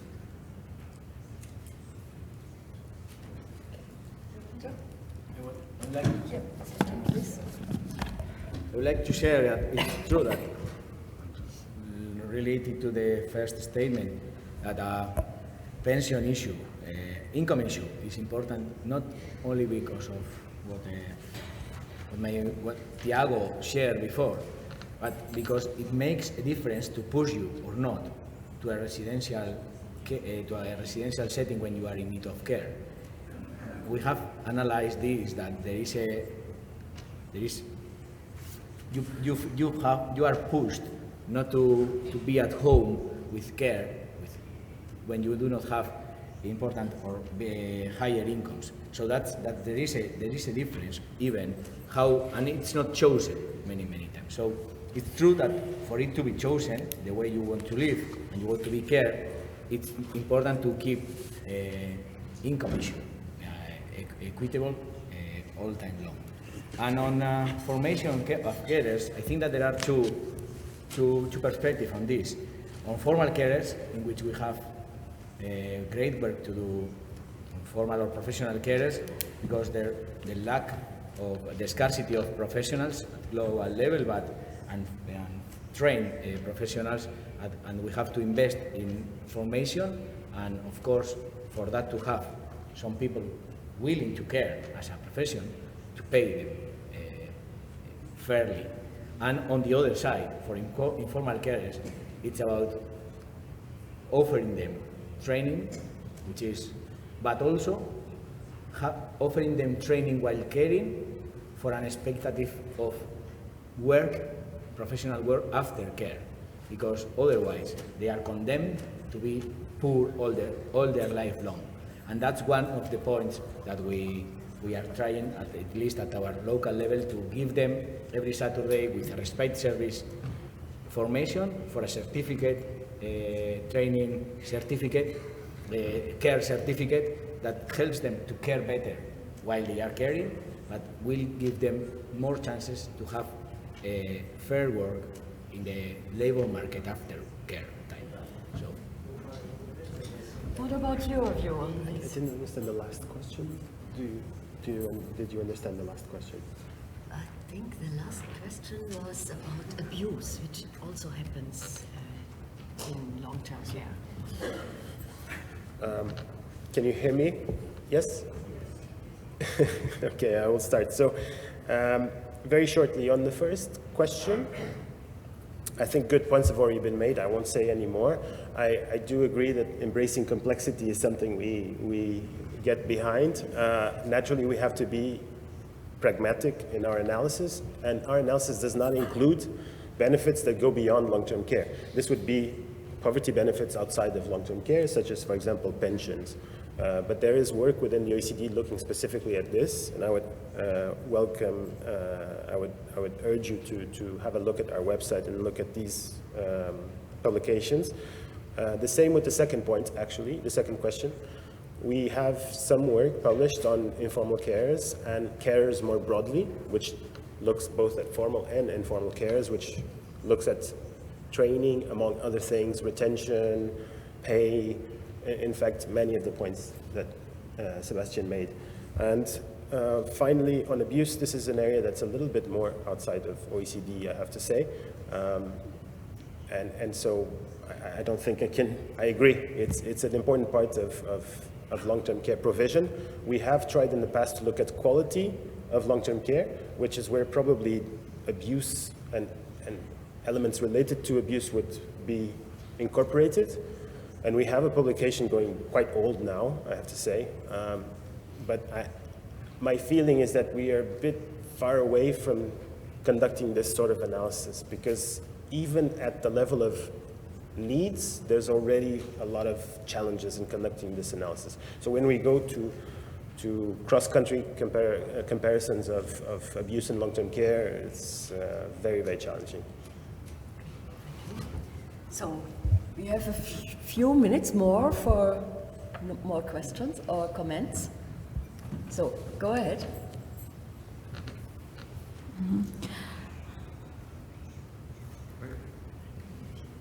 You can start. Добрый день, участники конференции.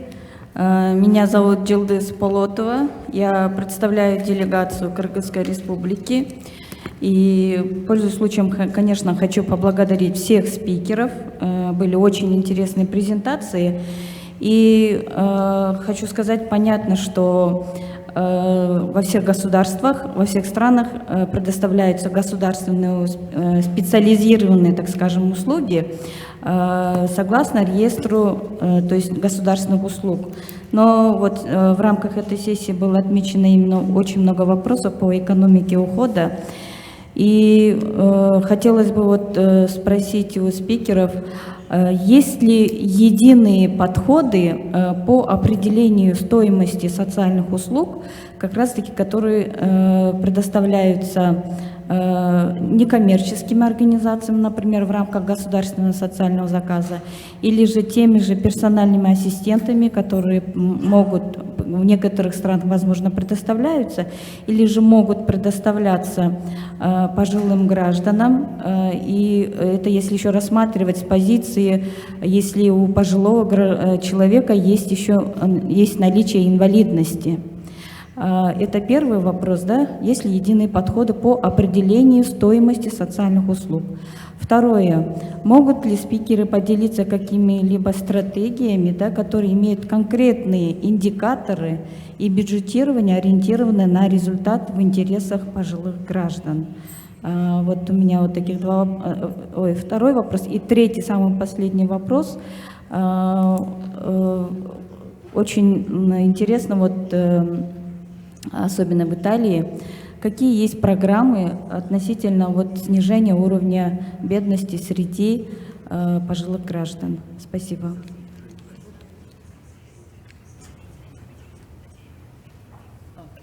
Yes, thank you as well. It was quite a lot of questions. I'm afraid we will not be able to answer all these questions because we still have two important issues to deal with this afternoon or before lunch break.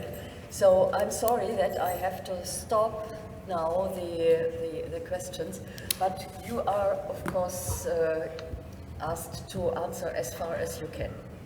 And this is your last word. Well, if I may start very quickly, just to recall that prior to 2006, when Eurocares was formed, there was a 3-year study of 23 European countries to look into the supports for older people, and this study found that there were 23 different systems of older people support, so there is not a unified approach that I could identify, and it needs some very different expertise to draw the parallels from our colleague in OECD, for example. I will just sure Tiago can help on indicators and so, but I would say that on guidance of programs and services and so, I have great expectations on the document that European Commission is working on care strategy, long-term care strategy for the second semester of this year. I think that it should deploy what the European Pillar for Social Rights has stated, and then afterwards has to be deployed in every little corner of the European Union at local level and regional and state level. So I think that can be the main guide for a global approach for programs and services at the long-term care. Yes, there is. I echo Sebastian's point. There is no unified approach. That is not necessarily a bad thing. We've heard already countless times that people have their own individual needs, their preferences, cultural differences. There are many reasons why you would have different approaches to long-term care. However, what we see when we try to standardize, when we try to look at someone in Austria or in Portugal or in Sweden with the exact same description of needs, they will receive extremely varied levels of support. And that's a little bit harder to understand.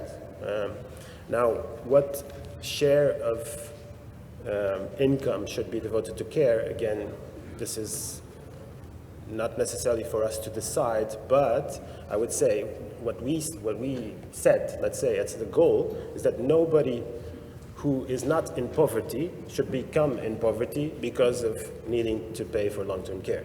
So long-term care and having long-term care needs should not be a source of poverty risk. And that's the point of social protection, is to prevent that from happening. And that, I think we can mostly all agree. Of course, where you set the poverty line is again another matter of debate, but I think we can all agree that it should not be a source of poverty. So thank you very much for your presentations, for your answers, to you for your questions, interesting questions, and I'm very sorry that I have to cut the next people who would like to ask a question. Just one remark. A lesson I take with me from this session is that obviously it depends very much on where you live, whether you get good quality care and are involved and asked for to have your choice, you are enabled to have a choice or not. And I think this should not be the case. Everybody, each person should have the same opportunities, the same choice, the same rights to choose, as you said, to follow his or her own life project. So this is a lesson I learned from this afternoon. Thank you very much. So, and now I'm very glad to announce the commemoration of the World Elder Abuse Awareness Day, which is today. And I welcome very much Susan Sommers and her colleagues. This day reminds us of the many persons suffering from abuse and neglect worldwide, and that there is no sufficient legal protection against this crime occurring worldwide, particularly against women. So, Susan, you are welcome to commemorate us. Thank you, Hydra. Before I start, might I just ask, where is Amal? Where is Amal? Amal? Please take your mask away, Okay. otherwise it's difficult to understand. All right. And, yes, okay. And Claudia, thank you. We have a very short time for this, but it's very important, and we're very pleased to share this moment with you, or this 15 moments with you. I'm Susan Sommers with the International Network for the Prevention of Elder Abuse, and Giovanni L'Amour is our national Italian representative, and he has been for 20 years, I think, or at least, because he does such a good job. So he's our honorary chair of World Elder Abuse Awareness Day today, in consideration of the fact that we're here in Italy, and thanks to the Italian government and to all of the planning that's gone into this very important review of MIPAA. But we want to talk today a little bit about World Elder Abuse Awareness Day and elder abuse itself. World Elder Abuse Awareness Day was started by MIPAA in 2006 with some partners back then, supported by WHO, of course, continuously to the current time. And IFA very graciously had us a presentation of us prior to the actual WEAD starting in their meeting in Copenhagen, which kicked everything off. And we held the first World Elder Abuse Awareness Day in New York.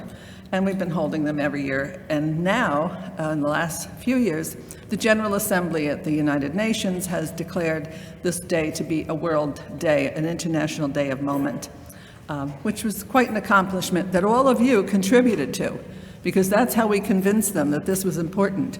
We gathered all of your reports of your events and your input and how you influenced your government, and so we have this International Day. Many things have changed since that 20 years ago when MIPAA came into play, and then the World Elder Abuse Awareness Day. We've had a lot of challenges, to say the least, of course, COVID and the war in Ukraine and the war in Afghanistan and the epidemics in Ebola and the famine and so many things that have happened that older persons have borne the brunt of, and we've seen it in a terrible way, that their human rights have been just destroyed, just run over. But then we have challenges, but we also have some opportunities, which the MIPAA review, of course, is giving us an opportunity to bring some of these things forth in that third and very important priority point. We're going to move quickly today through the program, and so I'm going to now welcome the focal point on aging with the United Nations, Ms. Amal Abu Rafe, to say a few words, and then we're going to have a few short clips, one from Help Age International, and then one from the WHO, Dr. Etienne Krug, who was with MIPAA many years ago also. And then we'll move to the independent expert on the enjoyment of all rights by older persons, and then close quickly with a little surprise. So, Amal, are you ready? Okay, thank you. Please, I'll give you the podium. You have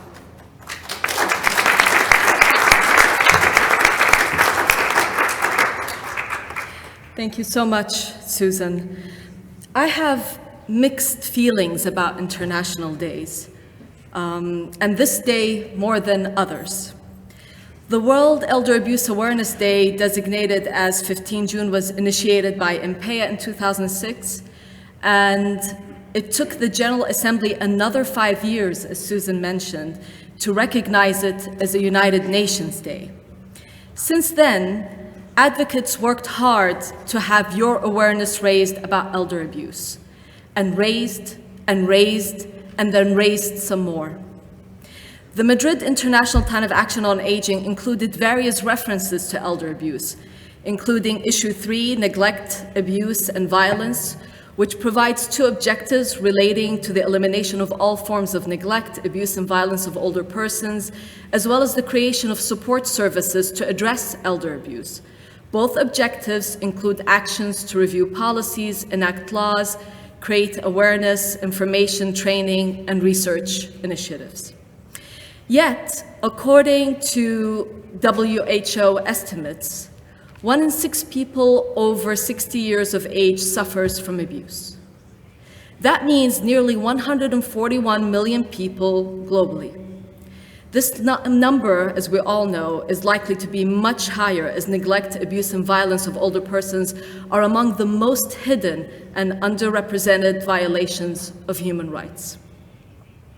Amongst all topics related to aging, elder abuse as an issue has never been controversial, for there is no compelling reason for governments to oppose it. And why would they?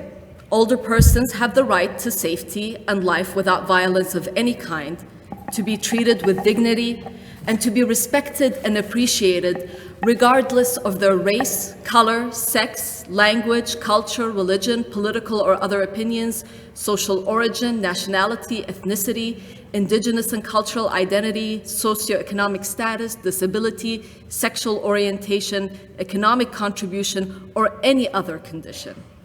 Yet, since the General Assembly officially recognized this day 11 years ago, the problem of elder abuse against older persons in all its forms has grown. So why has there been no progress? Well, for one, elder abuse remains hidden. Issues of violence, abuse, and neglect of older persons continue to receive inadequate research and policy attention. Where data exists, they show that this is a growing area of concern that is exacerbated by increased risk of vulnerability owing to emergency situations and COVID-19 related public health measures, for example, as well as increased stress on caregivers, may have amplified factors associated with increased risk of forms of violence, neglect, exploitation, and abuse to which older persons are subject. According to UN Women data in 2020, first ever data released by UN Women on women over 60 years of age, 34% of older women reported experiencing violence or knowing someone who has since the beginning of the pandemic. And 63% of older women think that domestic violence has increased, while 55% think that sexual harassment has worsened. Sexual abuse is a distinct form of violence that older people in general and older women in particular experience by intimate partners, caregivers, or strangers remains unnamed, unrecognized, unreported, and at the margins of policy formulation and intervention. We also know that elder abuse cases remain largely hidden within families. Deficiencies in legal action deter reporting by victims and further cloud the scope of the problem. We have seen that many governments often rely on self-reporting or reporting by non-governmental organizations or media outlets or on measures targeted at families, but that is not enough.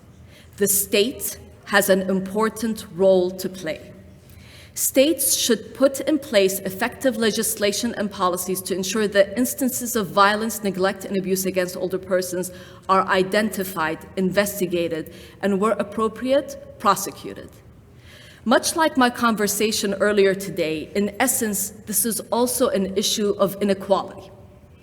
Remember the lynching, and if I recall correctly, also the burning of 4 older women in Kenya who were accused of witchcraft?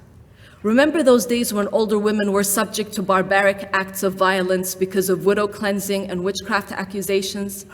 I'm guessing you would, since that happened only a few months ago. Elder abuse happens against a background of unequal aging. People do not enter old age on equal footing. Disadvantages in early childhood, in health and education, as we heard earlier today, in the working age, employment, earnings, incomes, and those related to gender, race, ethnicity, and other attributes reinforce each other and compound over the life course, resulting in both, 1, the chances of even arriving to old age, and 2, in the quality of life in old age. We also know that there are gender differences in aging. Older women face distinct needs and challenges that must be addressed at the policy and legal level. At the peak of the pandemic, the United Nations Secretary General argued that the lack of adequate legislation at the national level to protect the rights of older persons and to prevent violence and abuse, among others, together with the absence of a dedicated, internationally agreed legal framework, contributed to the vulnerability experienced by older persons and may have contributed to, at times, inadequate responses to the COVID-19 crisis. These gaps must be filled. An international legal instrument to promote and protect the rights and dignity of older persons would set out the international obligations binding on a state to give effect to that right. Remember, MIPAA made non-binding recommendations and therefore imposed no duties on states. All human life benefits when older persons' human rights are upheld, and we all suffer when those rights are abused. Elder abuse must be a priority for policy action, and forward thinking calls us to address historic and continuing violence, neglect, and abuse of older persons as part of a basis for future development through building stronger legal frameworks at the national and international levels to protect the human rights of older persons, including the echoing of the Secretary General's call for accelerating efforts to develop proposals for an international legal instrument a key tool to promote and protect the rights and dignity of older women and men everywhere. Thank you.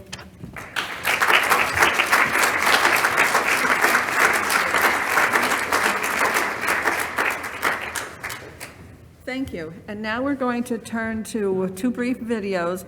The first will be Dr. Etienne Krug from the World Health Organization. If we might have those, please. Video 1. Susan, you still have 5 minutes altogether. Dear colleagues and friends, 1 in 6 older people experience abuse every year, and this has severe consequences to them for the rest of their lives. Despite this huge statistic, abuse of older people is getting very little attention. This is why I'm particularly happy on this World Elder Abuse Awareness Day this year to announce that WHO, together with partners, is planning to step up its activities in this area. And this will happen in the context of the UN Decade of Healthy Aging 2021-2030. This decade is a unique opportunity to improve the lives of older people in general, and in particular to address the abuse of older people in a more concerted, sustained, and coordinated way. I'm particularly happy today, together with UN sister agencies, to be launching a new document entitled Tackling Abuse of Older People, 5 Priorities for the UN Decade of Healthy Aging 2021-2030. This is the result of an 18-month process, which included a careful review of the evidence, an investigation into the factors behind the inadequate attention to elder abuse, an online survey where experts and stakeholders were asked to rank a long list of priorities, followed by an online meeting. As a result, 5 priorities have been identified, and these are: 1, combating ageism, which is a major reason why the abuse of older people receives so little attention. 2, generate more and better data to raise awareness of the problem, because this is one of the big challenges. Most of the countries do not have much data to show us how important the issue is. 3, develop and scale up cost-effective solutions to stop abuse of older people. Not enough research has happened in making clear what we can do about this issue. Make an investment case focusing on how addressing the problem is money well spent, and raise the funds so that we have the resources needed to tackle the problem. If governments, UN agencies and development organizations, civil society organizations, academic and research institutions, and funders implement these 5 priorities, we can make a major contribution to reducing abuse of older people globally. And we can improve their health, well-being, and dignity. Thank you.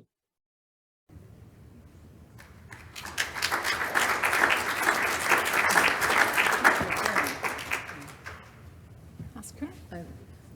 Maybe just play the next one quickly, or not. If not, oh, it started. Yeah. This is very short. This is a new campaign. Elder abuse is often seen as something other people do. Ageism doesn't help. Stereotypes about older people can be used to justify elder abuse or minimize its impact. In many ways, elder abuse is the most harmful expression of societal ageism. That's why this year, on World Elder Abuse Awareness Day, HelpAge International is asking everyone to refuse to abuse. We want everyone to stand up for older people, to reject all and every kind of abuse, and to realize that any act that disrespects older people is unacceptable. Will you join us and pledge to refuse to abuse?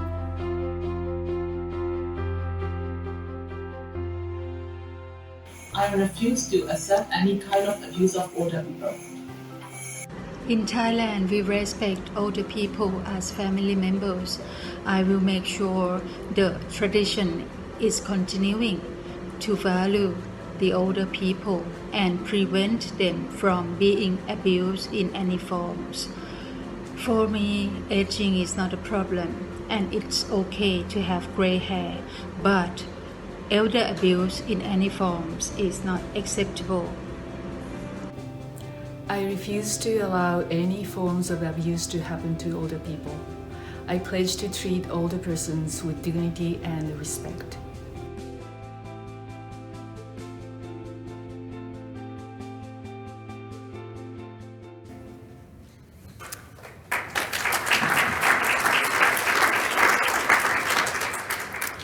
Thank you. I think Susan, Amal, Etienne, and the voices of older persons already set the scene.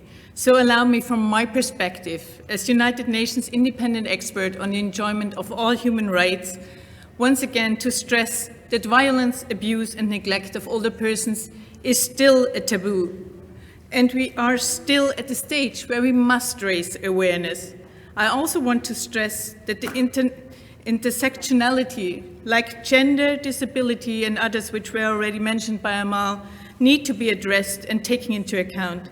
I would like to encourage all the different stakeholders to collect more disaggregated data to ensure that older persons in all their diversity are visible, and that the taken measures are effective and evidence-based, and not based on structural ageism.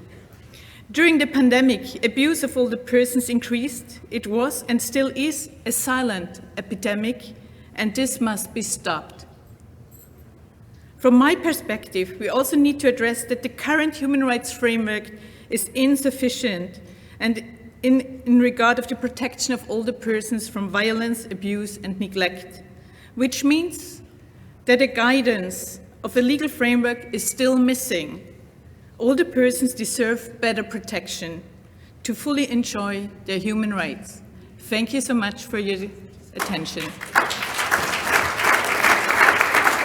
you. You can stay. So that concludes our commemoration of World Elder Abuse Awareness Day. I thank you for your consideration. But we have one quick thing left to do. We're going to make it even quicker than it was going to be, because every year we give out the Rosalie Wolf Award in Elder Abuse Prevention. And this year, we have selected Amal for everything she's done for all of the NGOs and all the work that she's done with the UN to move us to a good spot. And those who have worked with her know, I don't have to go through her bio, but there's a lovely colored copy around if you can have it, it'll be posted. So Amal, don't fall off.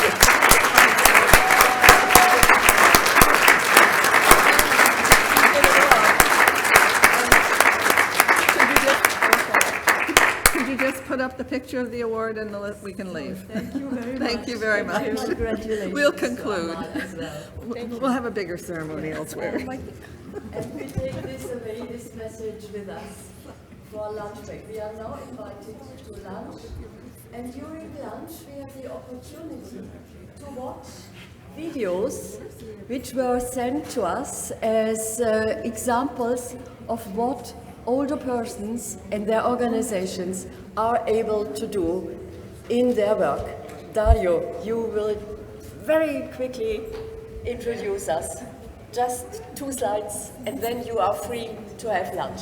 And don't forget to come back at 3 o'clock for the next session. 3 o'clock sharp. Lisa Ward from the UNECE office will chair the session this afternoon. So, okay. Dario, please. I think I live in Rome, so I don't know how much people is living here. So I want to say you welcome in Rome. So this is the first time. The second one, I apologize. I prepared 30 slides, and so I think you are angry. And so, no, I'm joking. I'm joking. Just 2 slides.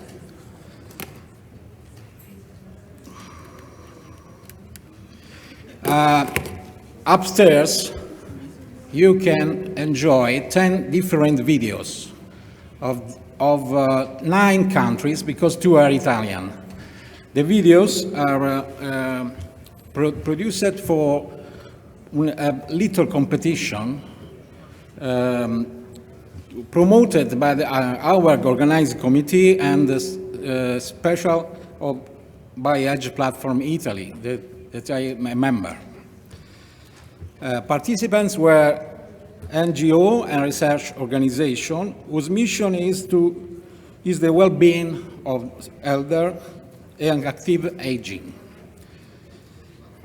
The 16 organizations participated. We selected only 10, and we using a jury of 3 experts. Okay. You can see are different. They are different countries, different items. So I suggest you after lunch when you want to see them because they are very nice. Thank you very much.